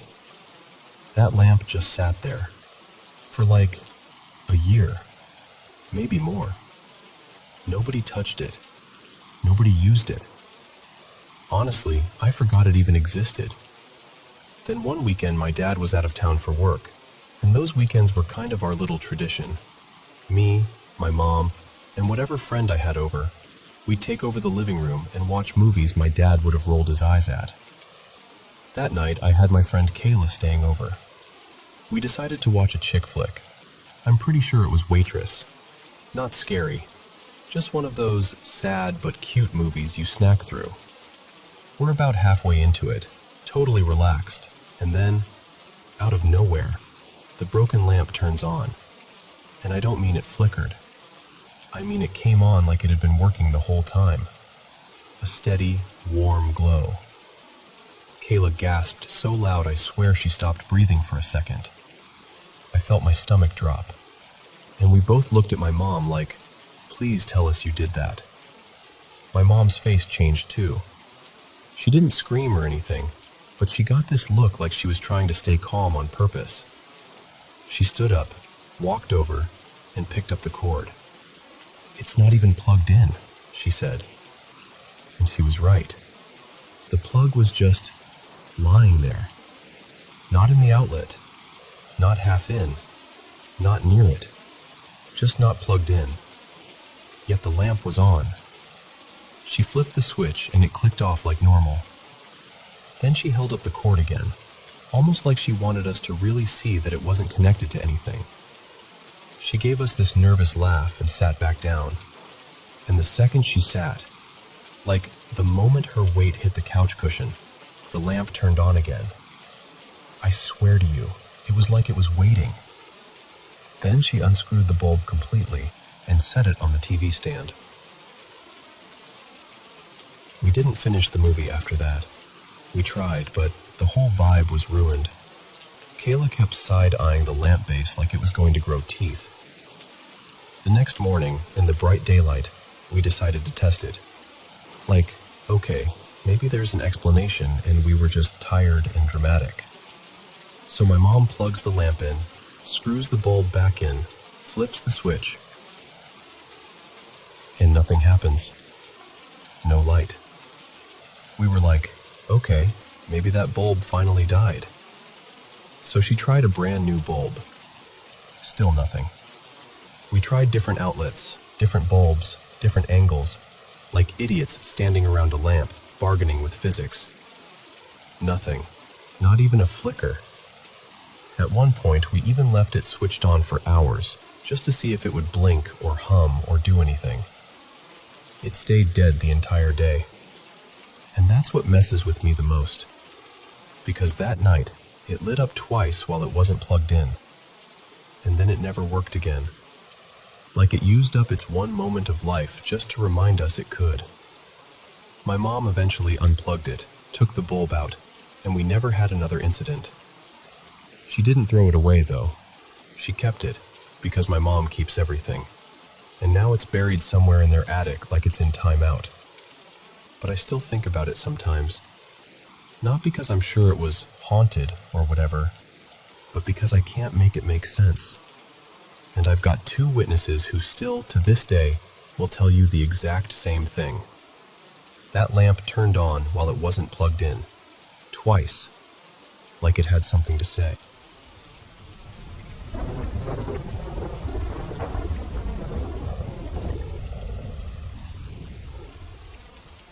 So, this happened the other night, and I'm still kind of weirded out when I think about it.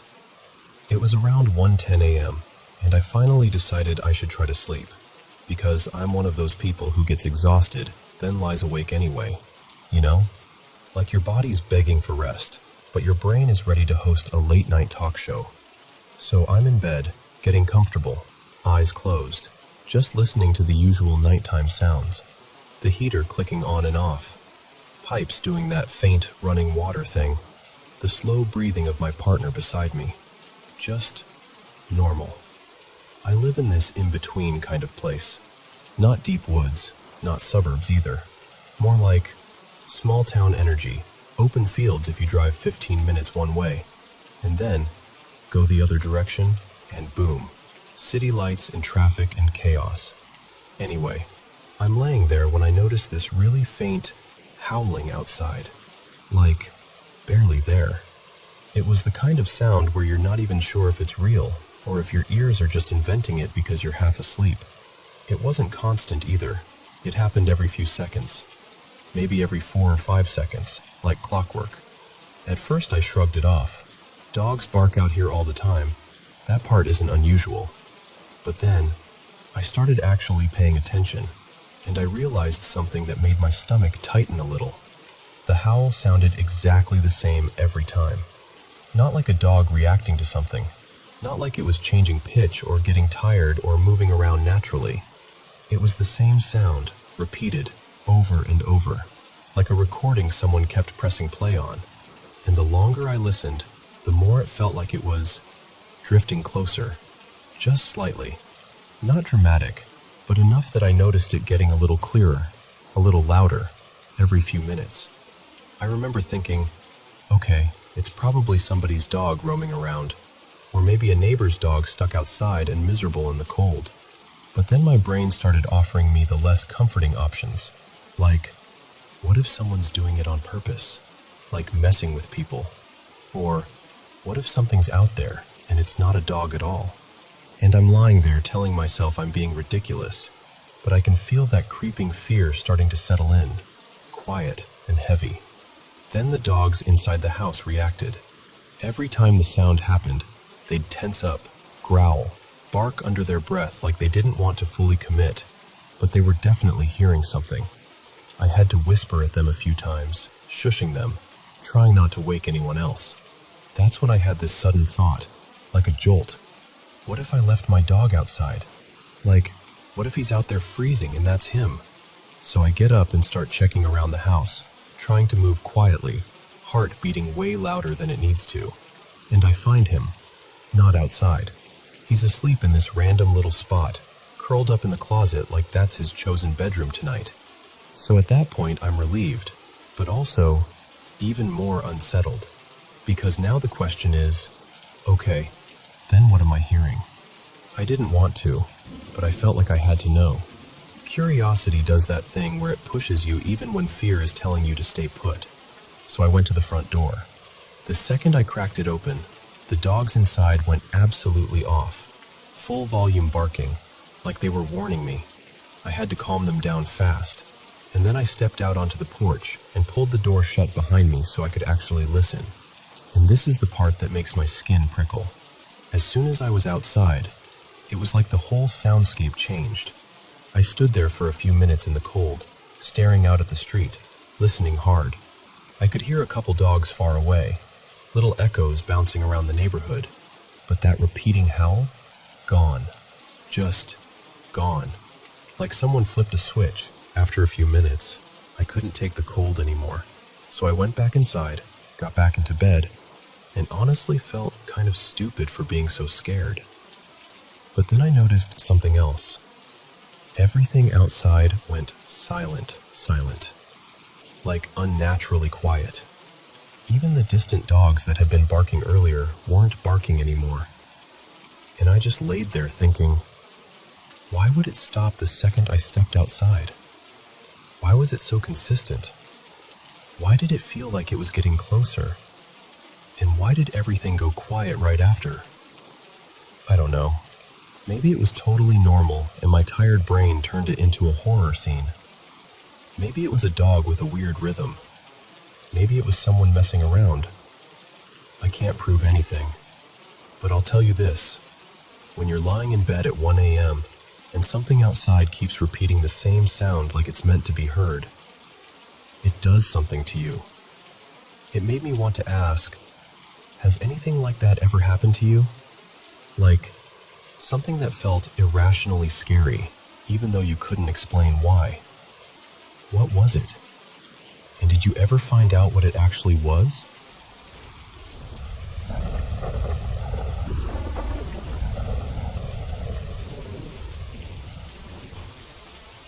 So, this happened in my apartment maybe like a month and a half ago.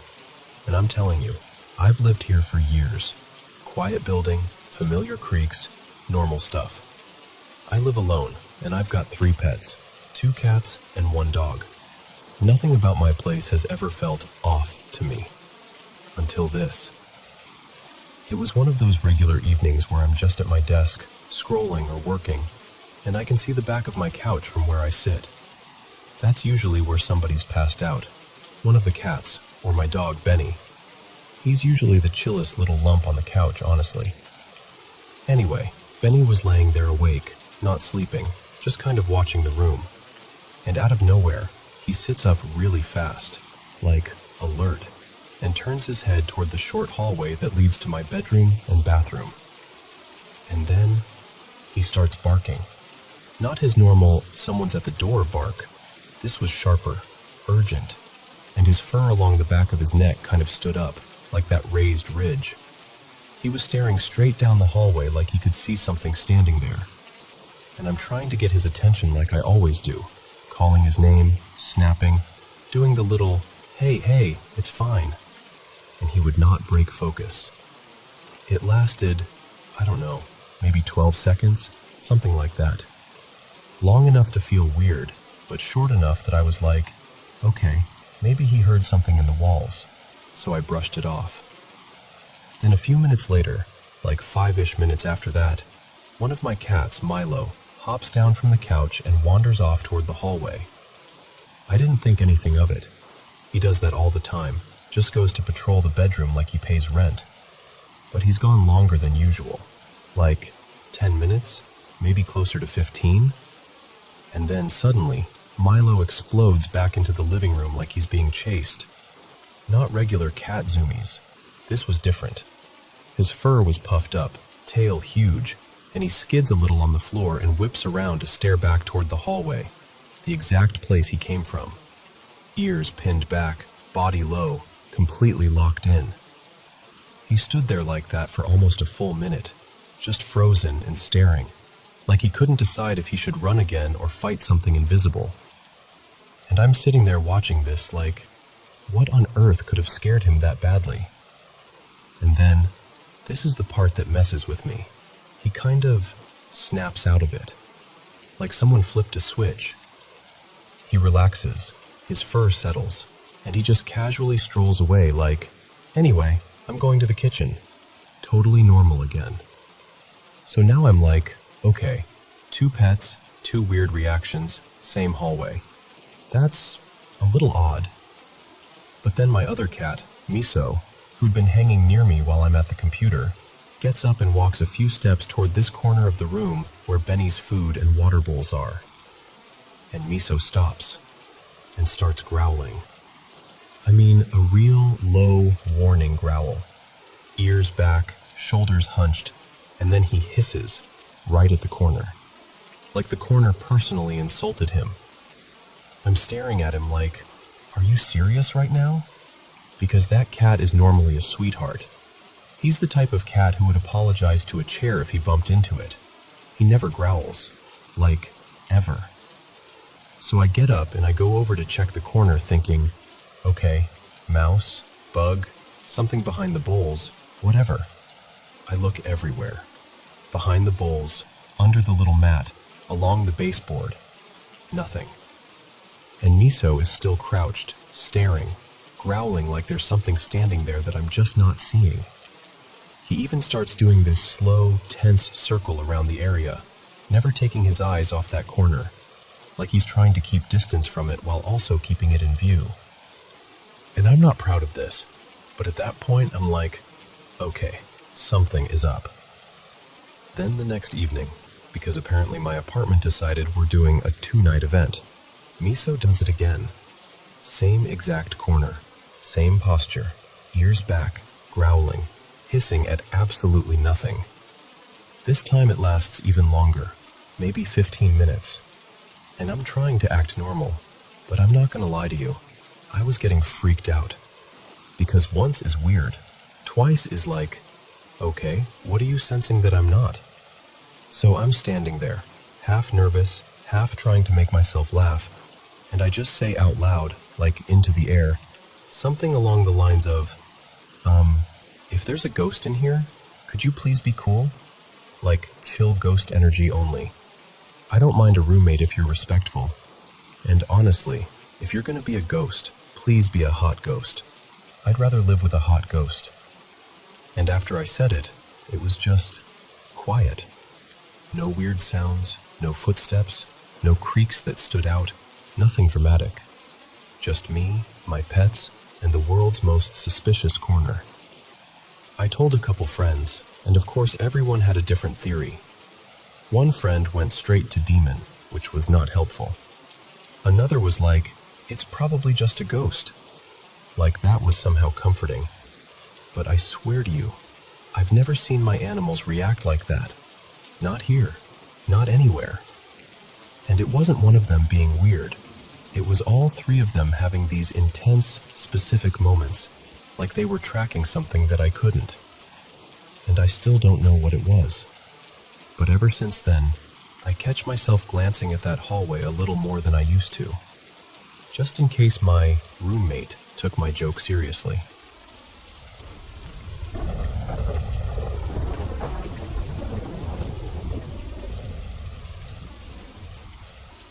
So this happened not long ago, February 15th, 2025, out in North Alabama. I'm not going to say the exact spot, just back roads, woods, the kind of place where the dark feels thicker than it should. And I need to say up front, we've had a few weird run-ins before. Little things, sounds, feelings, stuff you can almost convince yourself is nothing. But this night, this was the worst one. It was me, my boyfriend Jay, his sister, my best friend, Addie, and her boyfriend Aston. It's around 9:30 at night. We've just finished eating at Addie and Jay's place, and Addie's like, let's go take cute pictures. You know, just being silly. There's a little church not far from their house, maybe a mile or so, and it has this small parking lot and a graveyard right there beside it. We pull up, and at first it's totally normal, just freezing cold. Like the kind that makes you laugh because your face hurts. We're messing around, taking pictures, trying not to look stiff and miserable. But looking back, It was way too quiet. No wind, no distant cars, no background noise, just us and the cold. We're about 10 minutes into taking photos when Jay stops mid-laugh and goes, guys, what is that?" He's pointing toward the graveyard.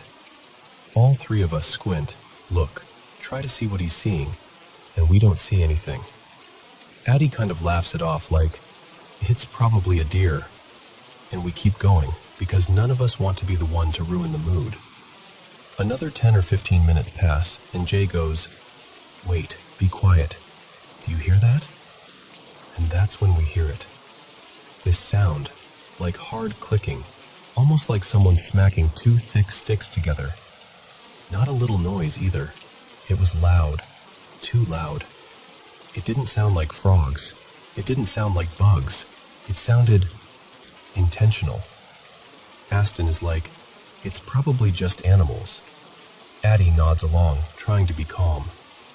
But Jay keeps listening, and he tells us, "Everybody shut up for a second." So we do.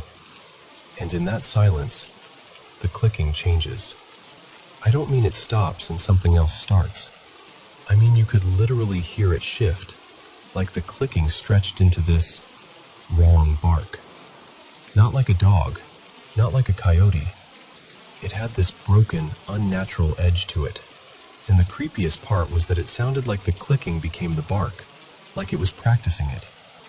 And then it sounded closer, like way closer.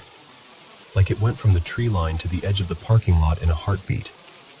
All four of us just panic at the exact same time. We bolt. Jay and I jump in his truck, Addie and Aston jump in theirs, and Jay tears out of the lot so fast the gravel pops. We're flying back toward the house, and when we pull into their driveway, I realize their car isn't behind us. My stomach drops. I tell Jay, "We can't leave them. Turn around. Now." We whip back and meet them coming out, and we pull up window to window like, "Go, go, go." But Addie and Aston aren't even talking normally.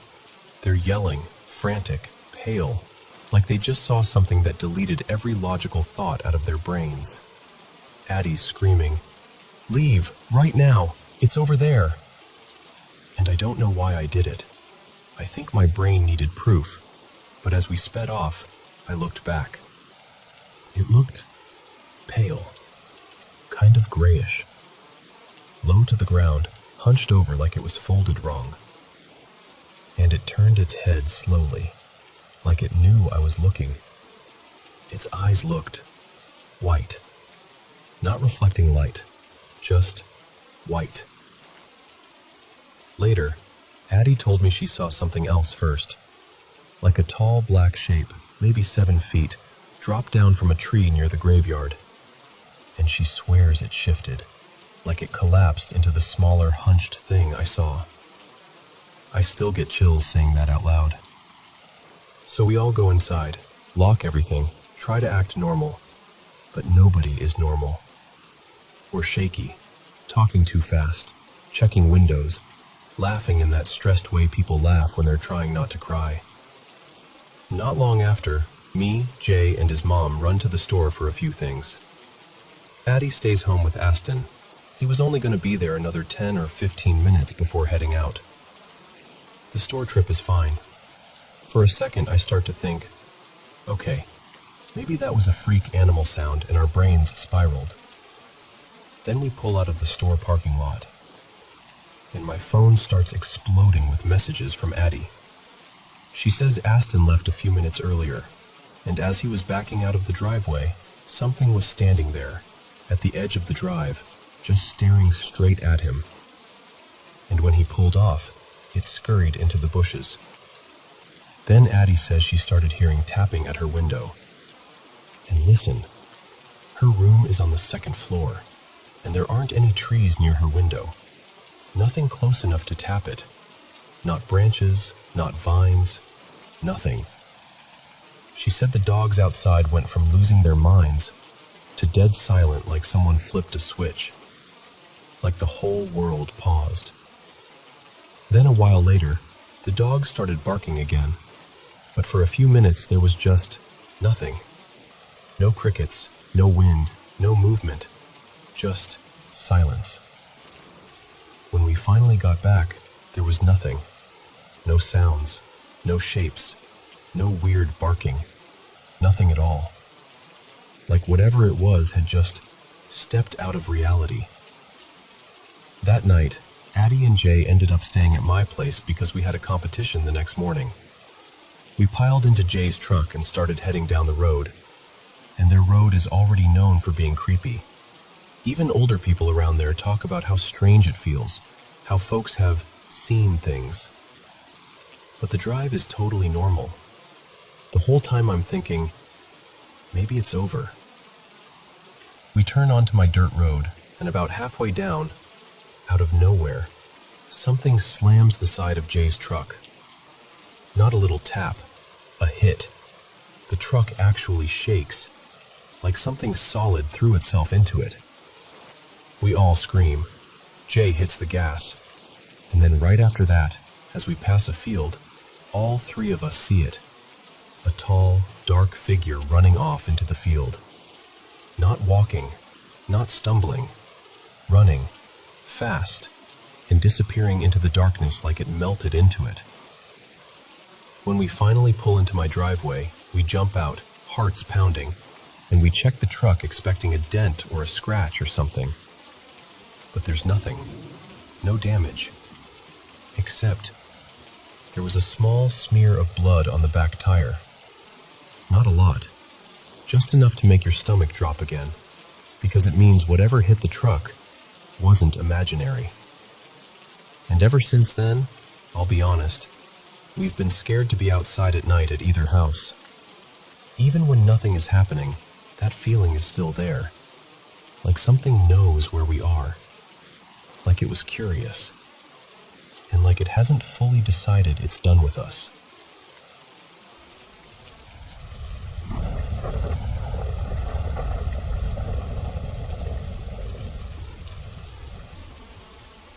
Hey, so I want to tell you something that still gives me chills when I think about it. I grew up in Italy, but not the Italy people usually picture. No sunny coastlines or postcard cities. This was a quiet town tucked between mountains, with little forests that start almost right behind the last houses.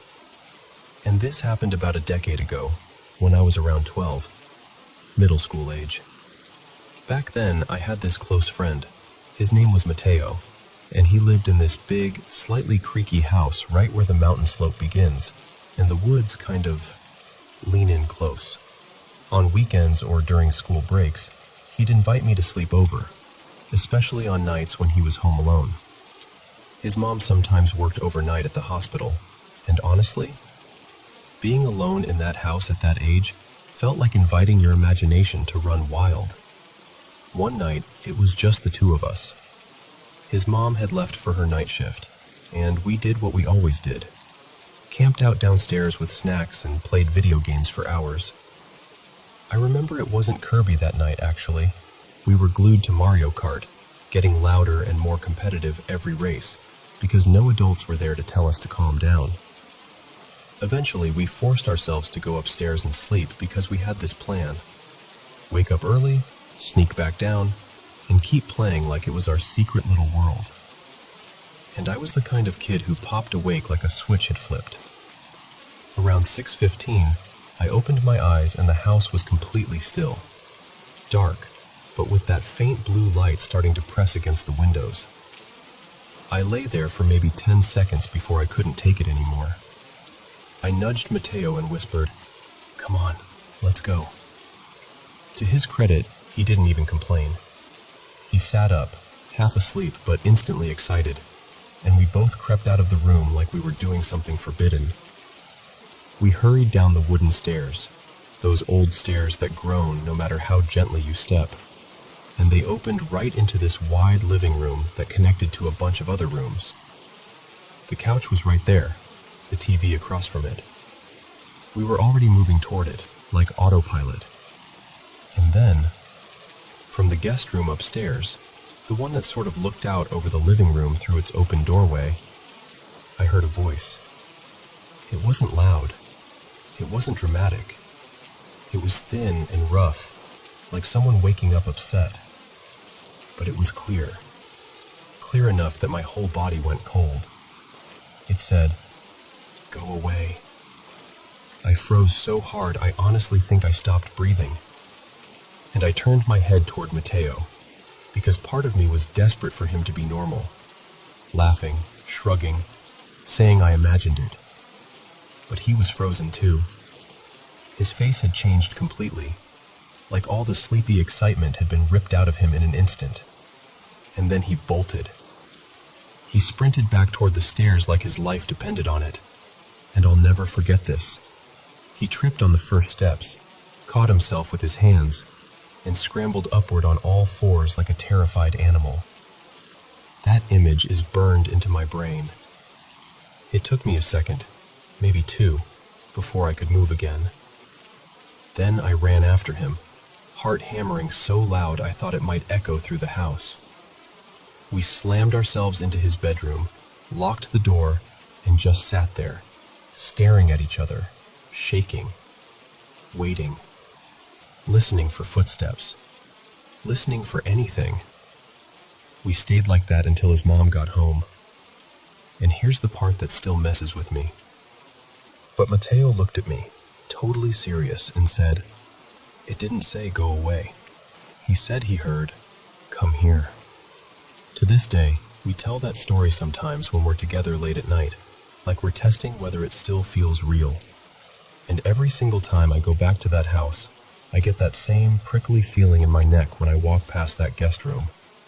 And maybe this is me trying to make sense of it, but I can't help remembering something else about that house. The downstairs bedroom where his grandfather died years earlier. At the time, I immediately connected it in my head, like my brain wanted an explanation, any explanation. But the truth is, I still don't know what we heard. I just know we both heard something. And whatever it was, it didn't want the same thing from both of us.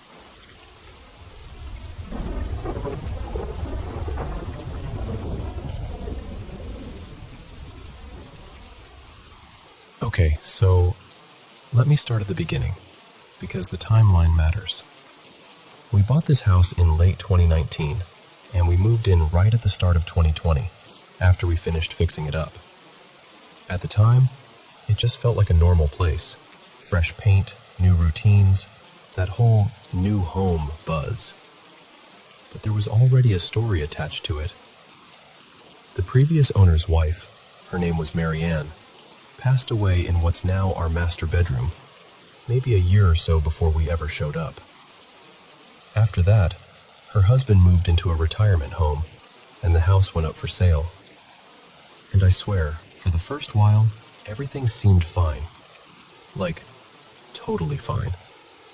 No weird noises, no bad vibes, nothing dramatic. It's just that over the years, especially once we'd really settled in, things started getting unsettling in a way I can't quite shrug off anymore. The biggest thing? The smells. Marianne was apparently a smoker, and she loved coffee. Not the quick kind, not instant packets. I mean real coffee, like freshly roasted, freshly ground, the kind that makes your kitchen smell like a cafe. And here's what's creepy. You can wake up at any hour and smell tobacco.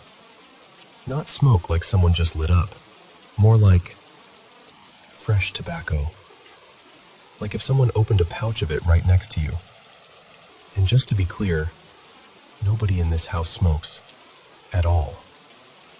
Then there's the coffee. Sometimes, usually around 2 or 3 in the morning, I'll wake up and the air smells like someone is standing at the counter brewing this perfect cup. It's rich and warm and unmistakable, like a barista just clocked in. And again, no coffee drinkers here. Tea? Sure. Coffee? Never. But it doesn't stop at smells, and that's the part that really gets me. One night, I got up around 2:10 a.m. because I was thirsty.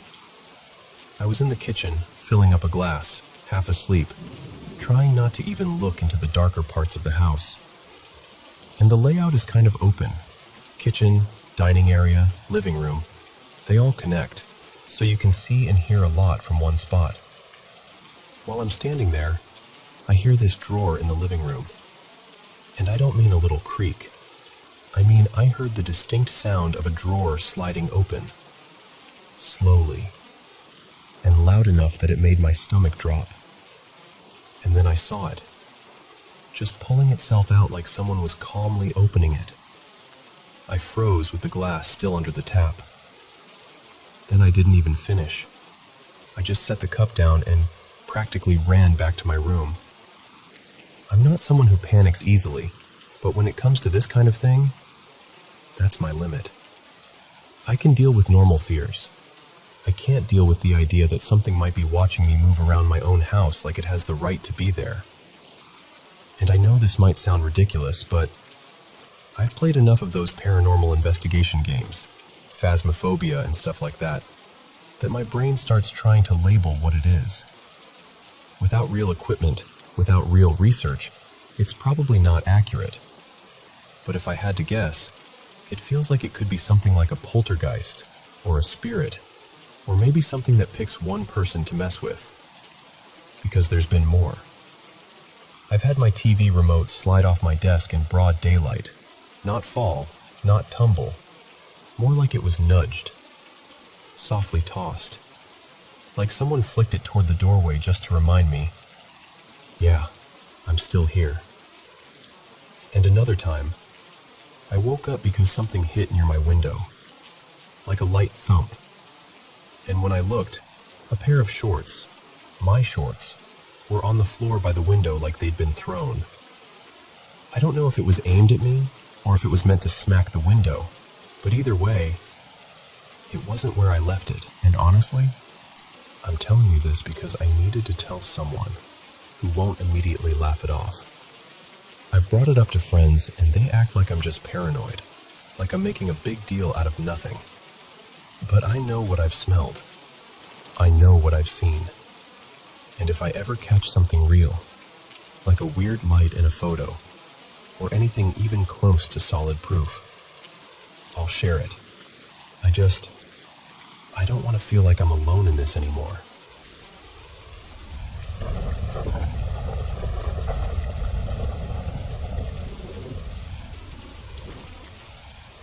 So, let me tell you something that still gives me this weird, tight feeling in my chest when I think about it. I'm 25, and for a while I was living in this rented apartment not too far from my parents' place. It was one of those setups that actually felt like home. Me and a couple of office friends sharing the space, cooking together sometimes, complaining about work, all of that. But money got tight, and in May 2024, I had to move back in with my parents. The thing is, even after I moved out, that flat stayed in my head because of the stories. One of my roommates, my cousin, let's call him Arjun, was always the one who'd notice things. He'd casually bring up these little incidents like, "Bro, I heard someone walking around," or, "I swear something was right behind me," or, "Why did that door sound like it opened when nobody touched it?" Stuff like that. And we had this caretaker, Rafiq, early 30s, super serious about the paranormal. He wasn't dramatic exactly, just confident, like he'd seen enough to stop questioning it. He kept telling us, "Put up pictures of gods, pray every day, don't ignore it." He was fully convinced there was something not normal going on in that building. But me and my other roommate, Kunal, around 27, we were curious, sure, but we never actually felt anything. Not once. Even when something odd happened, like a thud at night or a weird creak, we'd laugh it off. Old building, pipes, wind, our own imagination. Easy. Until last night. So Kunal still lives there with Arjun. Same flat, same routine, same everything. And just after midnight, like around 1 a.m., Kunal hears these heavy footsteps above them. Not normal footsteps either, like slow, deliberate stomps. The problem is, The floor above them used to belong to the landlords, but the landlords moved to the UK ages ago. That floor has been empty for months and months. No one's supposed to be up there. Kunal tries to talk himself down at first. Maybe it's the building settling. Maybe it's water tanks. Maybe something fell. But then he steps out of his room to tell Arjun, and as he gets closer to the main door, he hears it. Giggling. Right outside the flat. Not inside the flat. Not from a phone. Not far away. Like it's coming from the staircase landing, just beyond their door. And I'm not talking about a random ha-ha that you can mistake for a TV or a neighbor. Kunal described it like playful giggling, close enough that it felt aimed at them. That's when both of them just lost it. They didn't do the brave movie thing where you open the door and look. They did the real-life thing. They backed away, locked everything, and called the police because at that point, it had to be an intruder, right? Some creep in the staircase messing around, trying to scare them. The police arrived pretty quickly. They searched the house. They checked the staircase, the doors, the access points. Nothing. No sign of anyone. And what made it worse is this. The doors to the upper floor and the terrace were locked, and there was dust settled in a way that made it obvious no one had touched them recently. Like, if someone had been there, you'd see something. Footprints, smudges, anything. The police were calm about it. They basically told them, "No one's here. You probably misheard. It's late. You're stressed. Don't overthink it." And maybe that should have been the end of it. But here's the part that makes the whole building feel like it has layers. Let me explain the layout. The ground floor is gated, parking, and a small garden. From the parking area, there's a door that leads to a stairwell, and the stairs wrap around this old lift shaft. The stairs go up 3 levels, and they also go down. But below all of that, there's a basement. And the basement is one of those places everyone avoids without even discussing it. Like an unspoken rule, you don't go down there. You don't need to. You don't even want to. Every person who's visited that flat has said the same thing. The basement feels wrong. Not, ooh, spooky, fun wrong. More like, your body wants you to leave before your brain can explain why. And the worst part? When the police came, they didn't check the basement. Not because they refused, just because nobody thought of it in the moment. The focus was the stairwell, the empty floor above, the terrace access.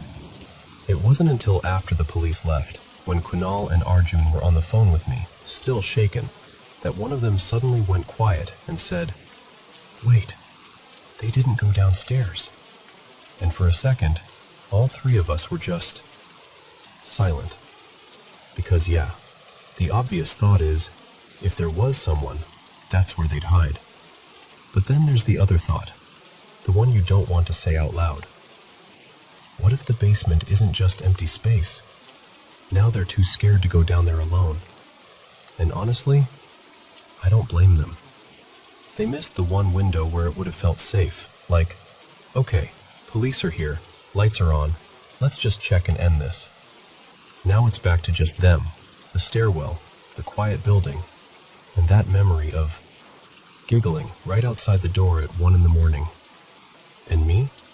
I'm sitting at my parents' house, telling you this, trying to be logical. But I'll be honest, if I were still living there, I don't know if I'd be laughing things off anymore.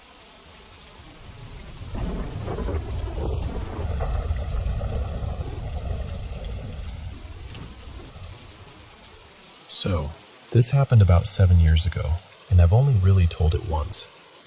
I think the only reason I can even talk about it now is because time put a little distance between me and that feeling, like your stomach is trying to crawl up into your throat. For context, I'm native, and I live on the res. Back in 2019, my grandpa, Eldon, got diagnosed with Hodgkin's lymphoma. He hated doctors, like, hated them. He went days without being able to eat or drink before he finally called us, and by then he had to be hospitalized.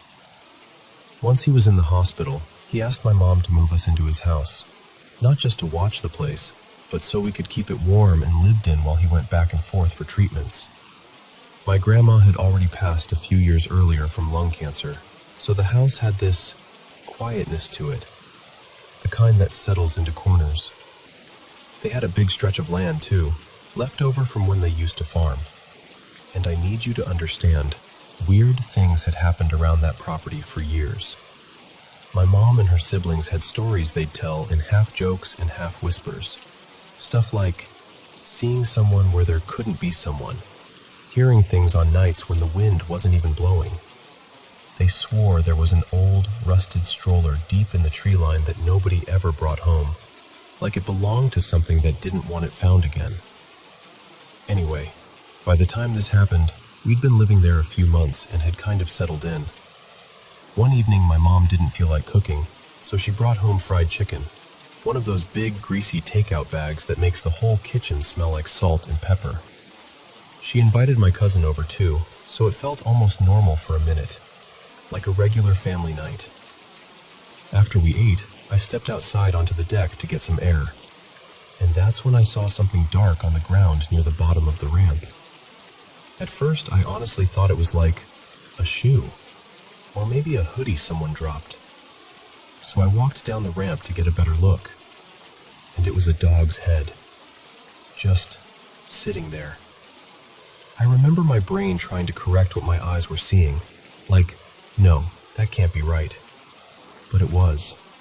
A medium-sized dog, black fur, and the way it was placed, it didn't look like an animal dragged it there randomly. It looked left there.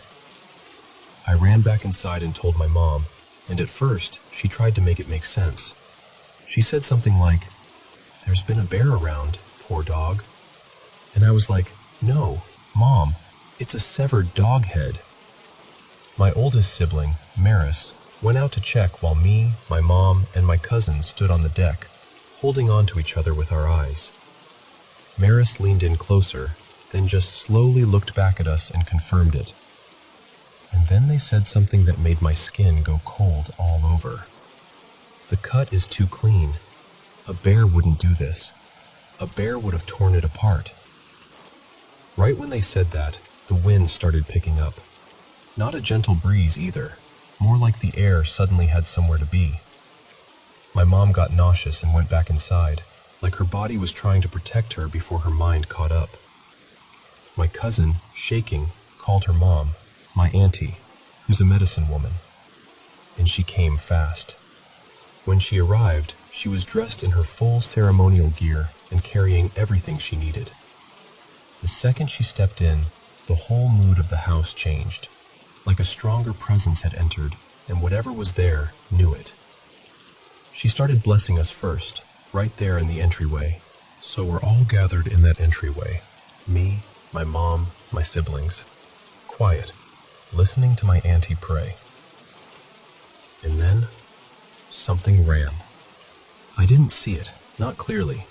It was more like the sensation of movement, fast and low, like when something darts past you and your whole body reacts before you even understand it. But we heard it. It tore toward the hallway, toward the bedrooms, and the wind chimes snapped to life, jingling hard, like something brushed it or shoved past it. That's how we knew exactly where it went. My younger siblings were right on the edge of crying. I could feel my own fear in my teeth, like my jaw wanted to chatter even though I was trying to stay still. It was that kind of fear where you don't want to turn your back on any doorway. My auntie didn't panic. She just kept going. She finished blessing the inside of the house, room by room, like she was sealing something shut. Then she went outside and blessed around the house and along the property line. She had someone dispose of the dog's head. She didn't let it stay there, not even for a second longer than it had to. And then she told us very clearly, "Tonight you sleep in the living room. Cover the windows. Don't leave anything open. And don't talk about it. Don't acknowledge it." because whatever did that wanted attention. And it got it. So we dragged bedding into the living room, put blankets over windows, and tried to act like we weren't terrified. But there was no pretending, not really. The house felt like it was listening. I didn't sleep at all. I just kept movies playing quietly through the night, like noise could hold something back, like light from a TV could stand guard. In the morning we moved back to our rooms, though my mom hesitated like she didn't want to send us away from each other again. And after that, we barely talked about it. Not in detail, not out loud, like saying it would make it real again. There's one more detail that still makes me feel sick when I think about it. That dog's head, how it was positioned, was facing the basement window where Maris slept, like it was placed there on purpose, like it was meant for them. And the awful part is, Maris has always been like a magnet for strange things. Always. None of us have ever understood why. Out of my siblings, I'm the one who sees and hears the most. Always have. And growing up, a lot of the weirdness seemed tied to my dad, like he carried something with him and we got caught in the shadow of it. But that night at my Grandpa Eldon's house, that didn't feel like a shadow. That felt like something standing right outside the window, waiting for someone to look back.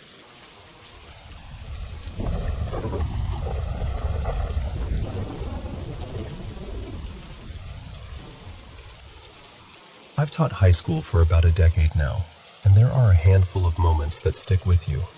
Little snapshots you can't quite file away. This is one of those. I'm not what you'd call a die-hard believer in the supernatural. I'm the kind of person who leans on logic, science, explanations you can test. But I'll be honest, the whole "what if there's more" question has always quietly fascinated me. I've watched the creepy videos, listened to scary stories, felt my stomach drop at the right jump scare, but nothing has ever really happened to me. Not personally. Until, well, this. Back then, I had a student in my special education class. Let's call her Maribel. Sweet kid, brilliant in her own way.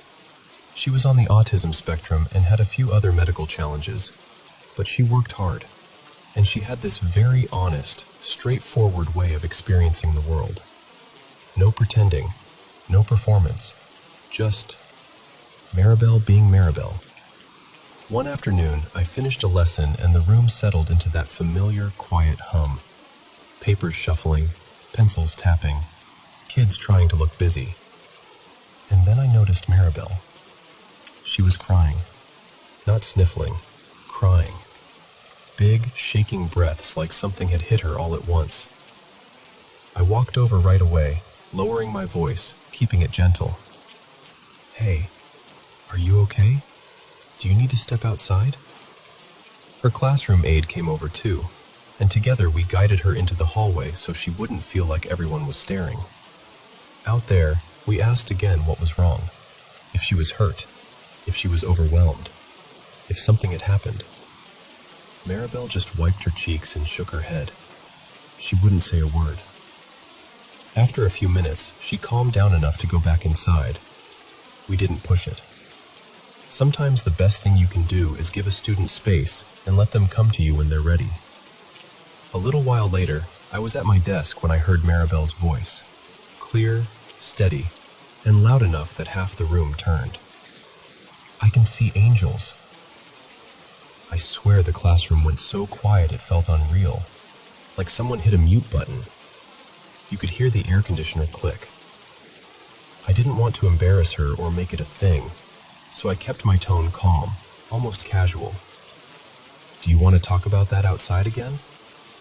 She didn't even hesitate.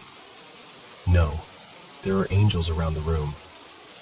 This time she wasn't panicked, just watery-eyed, like she was moved by something. And in that moment, I had a choice. Shut it down, redirect, treat it like a disruption, or meet her where she was.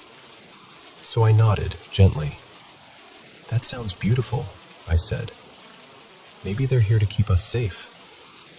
Maribel's whole face softened. She gave the smallest smile, like I'd said the right thing. And then, like it was perfectly normal, she went back to her assignment. Later, I documented it the way we do, professionally, carefully, so the right support staff would know what had happened.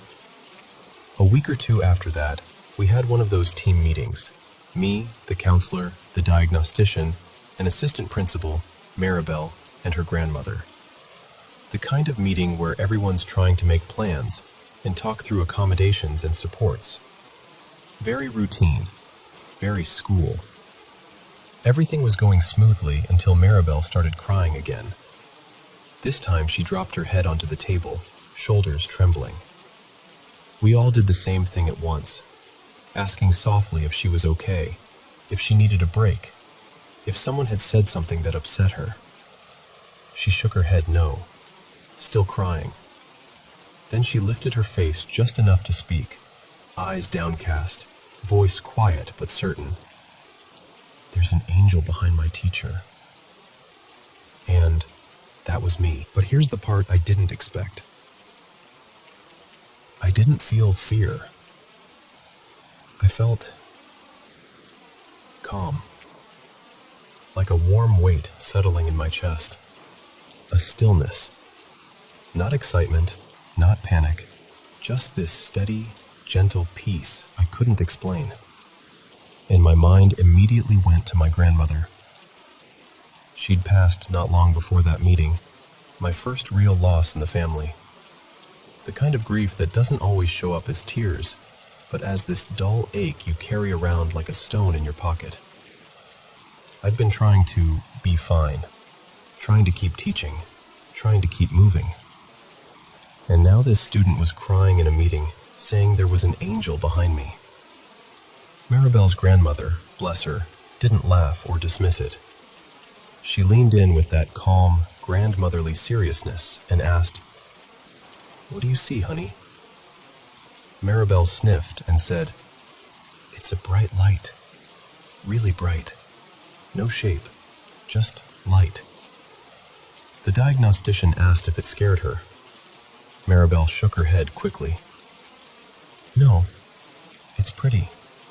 It makes me happy." Her grandmother asked if she saw them often, and Maribel, still wiping her cheeks, said yes. She said she sees them a lot, in different places, that the lights move around rooms and sometimes stay behind people. Then she said something that still sits with me. She said, "Some people have them, and some people don't." I asked gently, "Is that what you saw the other day in the classroom?" Maribel nodded. Yes, some kids had lights with them, some didn't. No drama, no theatrics, just her stating it the way a kid might tell you the sky is blue. The meeting eventually moved on, because that's what meetings do, but I didn't really come back down to earth for a while after. Even now, years later, I still don't know what I believe about it. I don't know if it was angels, or grief doing something strange to my brain, or her interpreting energy and emotion in a way I can't understand, or something else entirely. All I know is this. In that moment, when she said there was a bright light behind me, I felt a peace I've never been able to fully explain. And I still get a little sad when I remember her saying that some people don't have one, because whether it was literal or symbolic, it hit something human in me. And I think about it more often than I ever expected to.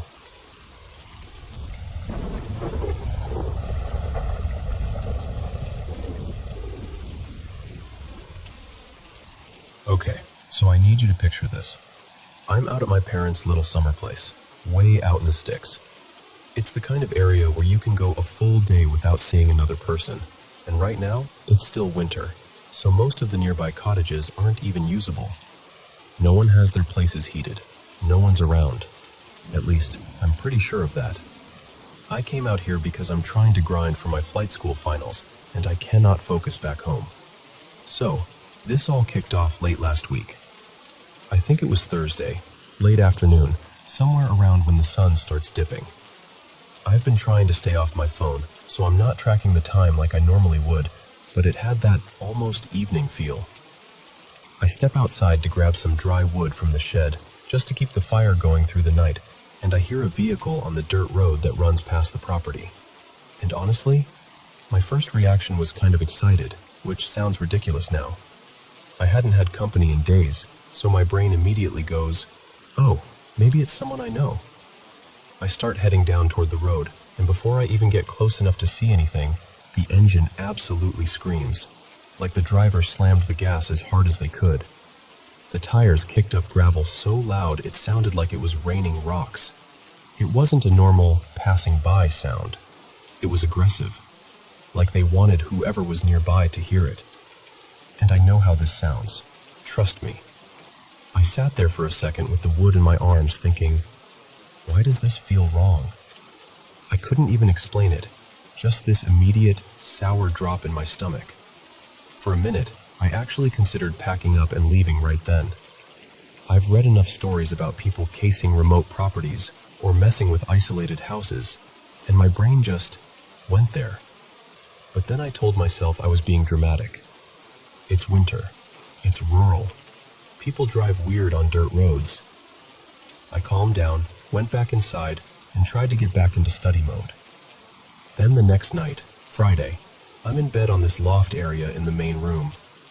There's a window up there that looks out over the front of the property. I can't see everything because of the trees in this little storage building, but I can see enough, especially the spot where you'd park. And there's this motion sensor light out there. I didn't put it in, my parents did. It's mounted on a tree, so if you pull up at night, you can actually see where you're going. Here's the thing, I don't have a car out here. I rode my motorcycle, and it's locked inside the storage shed. So there shouldn't be any reason for that light to come on. But I'm lying there watching some dumb TV, just trying to decompress, and suddenly that motion light turns on. And it stays on. For maybe 30 seconds, it's bright, and then it clicks off. Then almost immediately, click, back on. Off. On. Off. On. Over and over again. Not once, not twice. For like, I'm not exaggerating, 10, maybe 15 minutes straight. And I'm just frozen. Like my brain is doing that thing where it's trying to solve the problem logically, while my body is going, nope, nope, nope. I remember sitting up, just staring at the window like if I stared hard enough, I'd see what it was. But the trees made everything into shadows, and the storage building blocked the lower part, so all I could really see was that light flipping on and off like something was moving around just out of view. Eventually, I convinced myself it had to be wildlife. That was the only explanation my brain would allow, because the other explanation, someone out there pacing in the dark, felt too insane to even entertain. Saturday was quiet, uneventful, almost enough that I started to feel silly about the whole thing. And then tonight happened. And this is the part that still has my hands feeling weird even talking about it. I stepped outside to pee, because yeah, the cottage setup is rustic, and the bathroom situation isn't exactly convenient. So I go out near the edge of the trees like I always do. It's dark, it's cold, it's quiet in that heavy winter way. And then I hear footsteps. Like actual footsteps. Not a scrape, not a rustle, not a branch snapping once. Footsteps. At first, I tried to tell myself it was an animal. Deer, maybe. Something moving through leaves or snow. But the rhythm was wrong. It wasn't walking speed. It wasn't running speed. It was like, this is the only way I can describe it. Like something was stomping fast in short bursts. A rapid, unnatural thud, thud, thud, thud, thud. And then silence for a couple seconds. And then again, thud, thud, thud, thud, thud. Pause. Again. Like something was doing it on purpose. My entire body went cold. I didn't even finish what I went out there to do. I just pulled my pants up and bolted back inside like my life depended on it.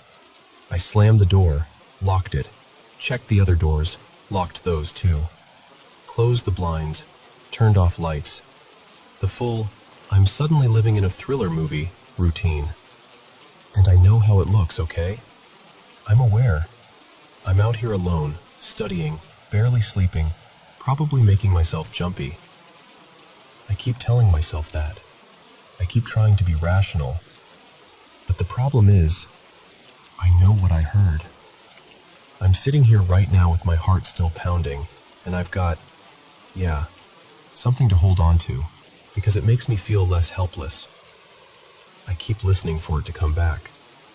I keep hearing little sounds outside that could be nothing, but after that stomping rhythm, every tiny noise feels like it's aimed directly at my nerves. And the worst part is the isolation. The service out here is awful.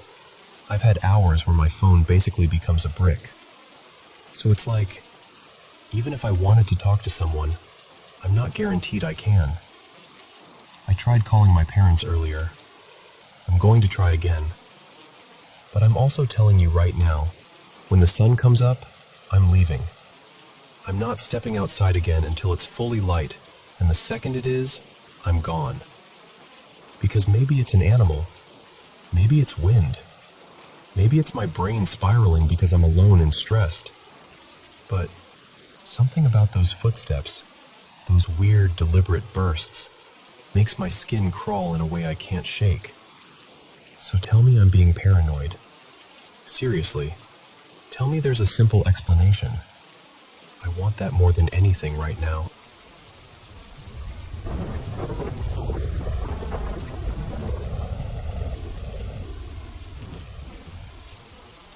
Hey, so I've had these strange little experiences ever since I was a kid. Nothing dramatic enough for me to be like, okay, something is definitely wrong, but enough to keep a little knot of paranoia living in my chest. And I'm going to tell you everything the way it happened, even if some of it doesn't connect. Because honestly, it all feels connected when you're the one living it. For as long as I can remember, I've been able to lucid dream.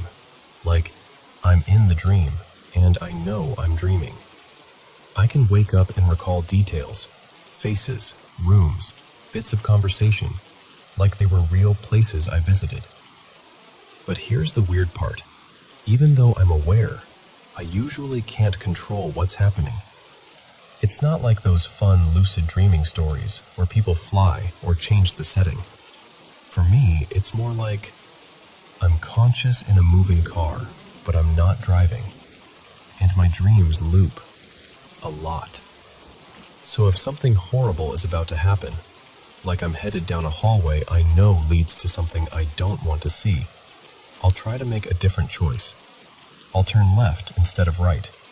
I'll run instead of freeze. Sometimes it helps. Sometimes it doesn't. The dream just rearranges itself and finds another way to corner me. And I know people say you can't feel pain in dreams. I can. Not always, but enough times that it stuck with me.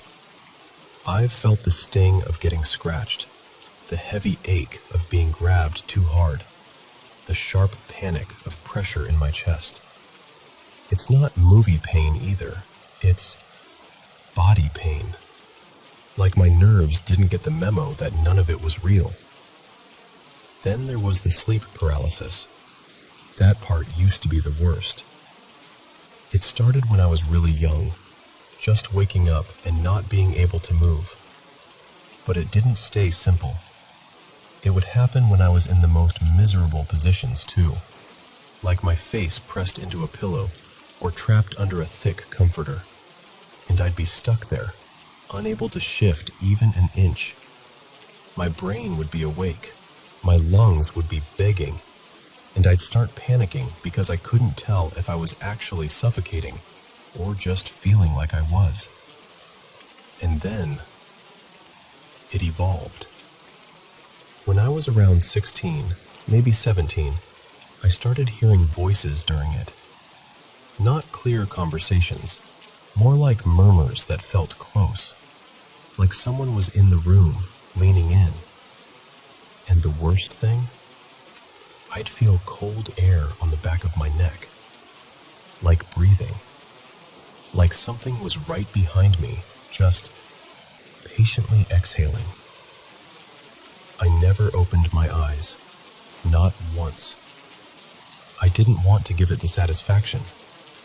That's what it felt like if I looked, it would become more real. For a while, it happened almost every night. I started dreading bedtime. I could feel it coming too, this heavy slide, like my body would sink before my mind did, and I'd think, no, not again. And still I'd get pulled under. Eventually, I learned how to break out of it. I'd wiggle my toes first, just the tiniest movement I could fight for. I'd force little sounds out, like a low grunt. Sometimes I'd whisper prayers in my head when I couldn't speak, bargaining with anything listening. Please let me move. And I'm not even saying that in a dramatic way. It really felt spiritual sometimes, like I wasn't just fighting my own body, like I was fighting for permission to come back. That phase of my life was also when I was at my lowest emotionally, depressed in that quiet, heavy way where you're functioning, but you're not really living. And I can't ignore that connection, even if I don't fully understand it. These days, the sleep paralysis only comes back when I'm exhausted, like running on fumes, or when I'm deeply stressed. Sometimes I'll put on a soft video or a calm voice in the background when I fall asleep, and weirdly, that seems to help, like it keeps me anchored. I should probably tell you this too, because it matters. I grew up in a poor, chaotic, emotionally abusive home. Not the kind where bruises were on me, but I saw it happen to my siblings. I heard things you can't unhear, and my part was mostly getting yelled at, degraded, blamed, made to feel like a burden for existing. So I learned to disappear. I stayed quiet. I stayed out of the way. I spent a lot of my childhood alone because being alone felt safer than being noticed. And the basics weren't stable either. Power would get shut off sometimes. The water too. You'd wake up and it was just another day of pretending it was normal. So yeah, maybe that shaped my brain. Maybe my sleep got wired wrong. Maybe fear became my default setting. I can admit that. But even with all that, there are things that happen later, as an adult, that still make my stomach drop when I think about them. Because I don't just mean nightmares. I mean hearing things. And I've never seen something fully appear in front of me. Not like a shadow person standing in the doorway or anything. But I have caught movement out of the corner of my eye, and I'll be honest, I don't investigate. I don't do the "let's see what that was" thing. If I get the sense something is there, I avoid looking directly at it, like looking might invite it closer. A couple years ago, there was this moment that still gets me. I had just gotten out of the shower. My hair was dripping, I was reaching for a towel, and I heard my daughter, my little girl, say, "Mommy?" right outside the bathroom door, clear as day. And without thinking, I answered, "Hold on, baby." The second the words left my mouth, I felt this cold realization wash over me. Because my daughter, she doesn't stand politely outside the bathroom door. She bursts in like she owns the place. She's loud. She's impatient. She's her. But nothing happened. No footsteps. No door handle turning. Just silence. So I opened the door. No one was there. I walked straight to her room with my heart beating in my throat, and she was asleep. Fully asleep. Knocked out in the way only a kid can be, like the world could fall apart and they'd still be dreaming. I just stood there staring at her for a long minute, trying to convince myself I must have imagined it. But I heard it. Then another time. This one was worse because it felt so intimate. I was in bed, drifting off, and I heard my husband, well, my partner, Darren, say, "Hey Ray," right next to my ear. Not from across the room, not muffled through a wall, right next to me, like someone leaning over my side of the bed. I sat up so fast my whole body went hot. I looked around, confused, and I expected to see him standing there, maybe needing something, maybe joking around. But the bedroom was empty. I got up and walked out, and he was in the hallway, near the kitchen, getting water, nowhere near me. And when I told him what I heard, he swore he hadn't said a word. And he looked genuinely freaked out too, which somehow made it worse. There's one more piece that always lingers in the back of my mind. Before I got married, I lived with my sister for a while. I told her about the weird stuff, my dreams, the paralysis, the voices, all of it, because I needed someone to tell me I wasn't crazy. And here's the part that makes me feel guilty even now. When I moved out, it stopped for her. Just stopped. Like it left with me. So yeah, that's why I'm cautious. That's why I don't go chasing shadows. That's why when I hear something call my name in the wrong voice, my first instinct isn't curiosity. It's this quiet, instinctual thought. Don't answer.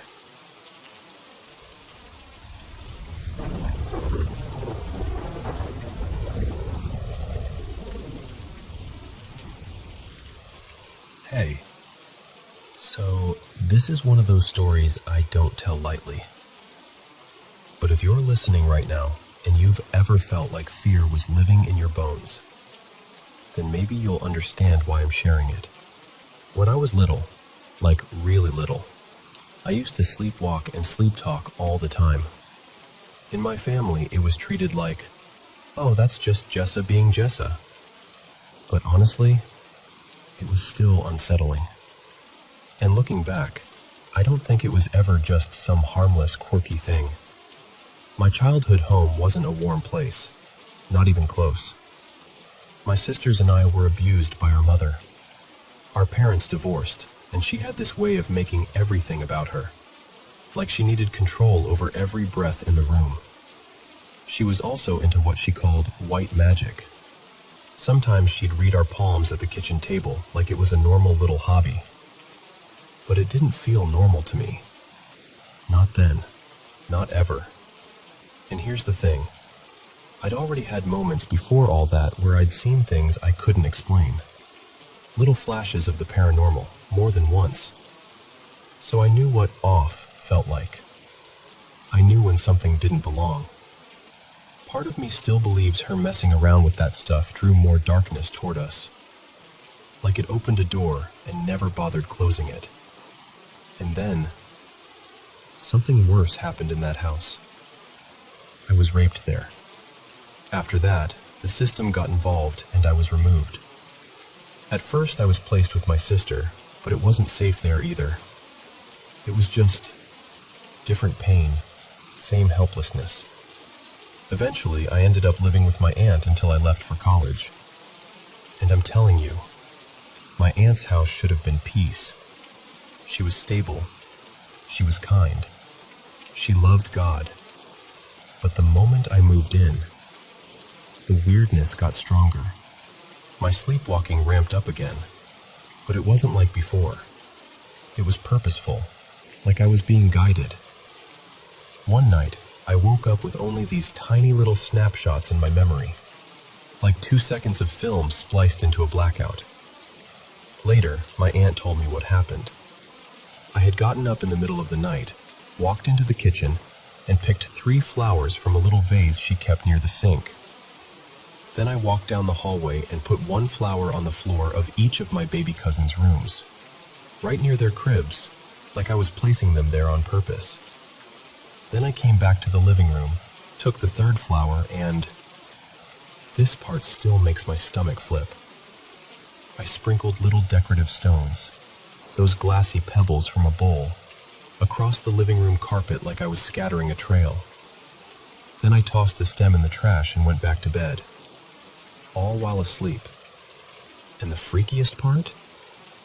I remember just enough to know I was doing something, but I couldn't stop. It's hard to explain, but it felt like being trapped inside your own body. Like your mind is underwater watching your hands move on their own. Around that same time, I started having night terrors too. One of them, I swear it felt real enough to bruise my soul. I woke up in my room, and I saw this priest standing near my bed, like he was performing some kind of cleansing. The room was shaking, like the walls were trembling, and I could feel it in my teeth. But there was no one there. And I woke up for real screaming, drenched in sweat. Another one came back over and over. I'd be stuck inside this apartment and I couldn't get out. I'd pull on the door, I'd pound on it, I'd twist the handle until my hands hurt. But something evil was on the other side. Not just scary, but sinister. Like it was waiting for me to open it so it could finally touch me. But the dreams kept getting worse. And then came that night. I dreamed I was walking home in the dark, streetlights humming, the air cold and heavy. And I had this strong feeling, almost like a voice inside me saying, "Don't turn around. Whatever you do, don't turn around." But I heard footsteps behind me, and I remember thinking, I'm almost home. I'm right there. If I turn around and something's wrong, I can just run inside. So I turned, and I was face to face with this dark figure, my height, my shape, like a shadow cut into the outline of me. And it spoke, in my voice. It said, "You should have listened to yourself." And it lunged, like it jumped straight onto me. I woke up in absolute terror, but since nightmares had become my normal, I tried to shake it off like, okay, just another one. Breathe. You're fine. I got up to use the bathroom. My aunt's house had this setup where the bathroom was connected to my bedroom, just one wall separating the two. And my bed back then? Loud. Squeaky. You could hear it if you even shifted your weight. So I'm sitting on the toilet, trying to calm down. And I start hearing the bed squeak. Over and over. Not like someone rolling over. Not like a spring settling. Like something was moving on it, back and forth. Or sitting down and standing up. Repeatedly. Calmly. Like it had all the time in the world. And I froze. Because I knew something important. If I made noise and it stopped instantly, that meant whatever was doing it was responding to me. That meant it was aware. So I stayed completely still and listened for what felt like forever. Probably 3 minutes. The squeaking didn't stop. My heart was hammering so hard I thought I'd throw up. And I kept thinking, please let it be my imagination. Please let it be the house settling. But it wasn't. Finally, I gathered every ounce of courage I had and opened the bathroom door. The second the door moved, silence. Instantly. Like someone held their breath. And in that moment, something in me just knew. Whatever was in that room hadn't been in that house before I arrived. It was like my fear had made room for it. Like the more afraid I got, the more permission I gave it to become real. And it felt stronger. Now here's what matters. It was only me and my aunt living there. And it was a long ranch-style house. Our bedrooms were on opposite ends. No way it was her. No way. So I ran. I ran down that hallway like my life depended on it, and I found my aunt. And the second I saw her, I just broke. I told her what happened, and she didn't hesitate, not even a second. My aunt is a God-fearing woman in the truest sense. Not performative, not loud, just grounded, certain. She came with me to my room, and she prayed like she was stepping onto a battlefield. And when I say she fought, I mean it. She prayed with authority, like she knew exactly who she belonged to. Like fear wasn't allowed to speak louder than faith. And I'm getting emotional even saying this, but it was like the air changed, like something heavy lifted off the house. That night, I slept like a baby. And after that, the sleepwalking stopped. The night terrors stopped. It was like someone shut the door and locked it. And what I took from all of it is this: God can work with a trembling heart, but fear can't be the one driving. My prayers before weren't landing because I was still terrified, still half believing the darkness had the final say. So if you're dealing with something like this, whether it's nightmares or spiritual oppression, or just feeling like you're not safe even in your own mind, I want you to hear me. You are not alone. And faith doesn't have to be perfect to be real. Mine was shaky. Mine was small. But God still met me. He still sent help. He still made a way. And that's why I believe, with my whole chest, that when you choose trust over fear, you'll see the difference. You really will.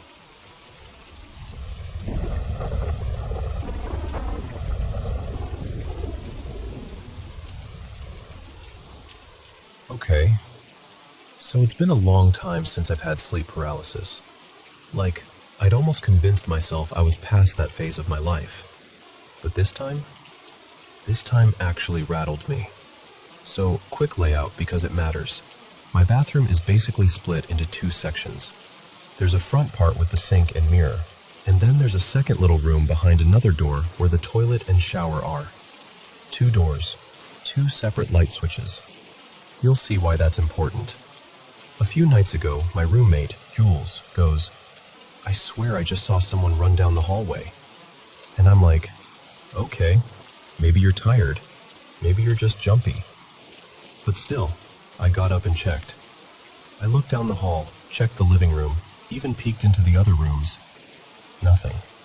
Nobody. No weird open door, no footsteps, no anything. So I brushed it off, told myself it was imagination plus late-night paranoia. Later that same night, though, I'm laying in bed, trying to fall asleep, and I hear this soft humming. Not like someone singing a song you recognize, more like this gentle, melodic hum that feels too close, like it's in the room with me. And then I feel hands.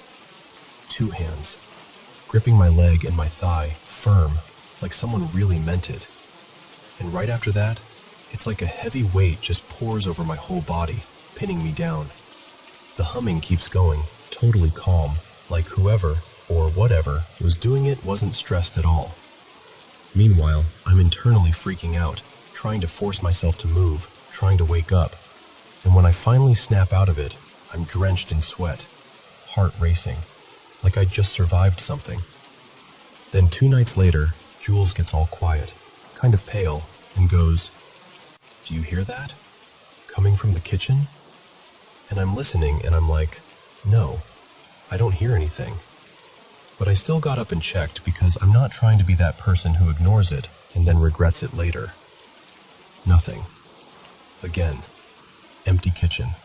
No cabinets open, no weird shadows, no sound. So that night, after finding nothing, I go to bed. And I wake up in the middle of the night needing to use the bathroom. I'm half asleep, stumbling, like my brain is still buffering. I shuffle into the bathroom and shut the first door behind me. I flick the first light switch. Nothing. The light doesn't come on. And instantly, I'm wide awake because that bathroom gets dark. The kind of dark that feels thick. I get this sudden panic, like my body knew something before my mind caught up. So I reach my hand through toward the second part of the bathroom, feeling for the other switch. I flip it, expecting at least that one to work. Still no light. But the vent fan kicks on. Like, the switch did something, just not what it was supposed to do. And I remember backing up, because that tiny detail, fan on, light off, made my skin go cold. Then the door to the second section of the bathroom shuts, right in front of me, And I'm telling you, I didn't touch it. I didn't bump it. It just swings and closes like someone pulled it. So now I'm standing there in the pitch dark, stuck between two doors, one behind me, one in front of me, and that panic turns into this full-body wave of dread, like an invisible pressure pushing down from the ceiling. And I'm trying to wake myself up because something in me is screaming, "This is a dream. This is sleep paralysis. Get out, get out, get out." And then, snap.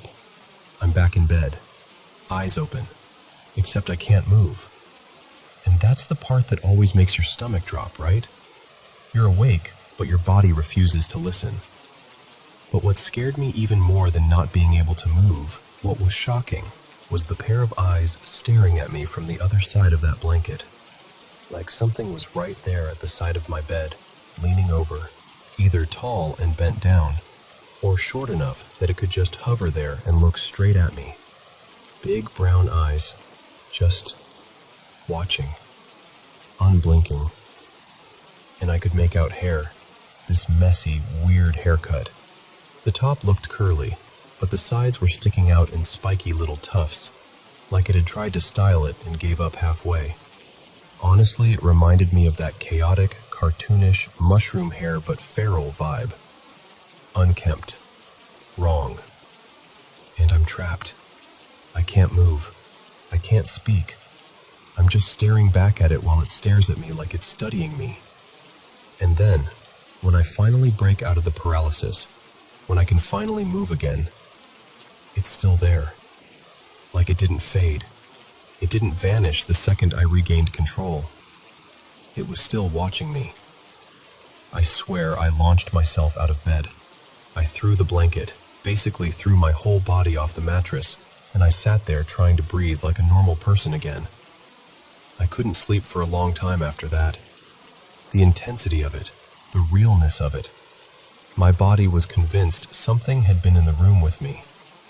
And then, here's the part that made me feel sick yesterday. I got home from work, went into the bathroom, and I flipped on the first light. It turned on normally. So I'm like, okay, maybe it was a glitch. Maybe the bulb was loose. Whatever. Then I hit the second switch. The light stayed off, but the fan turned on. Same exact thing. And I immediately called out to Jules like, "Hey, bathroom light might be out." They come over, flip the switch, and the light turns on. Perfectly fine. They just stare at me like I'm messing with them, like I'm doing a prank. But I'm standing there feeling my face go hot, because I know what happened. I know what I saw. And the timing of it all, hallway shadow, humming, hands on my leg, the door closing, the eyes.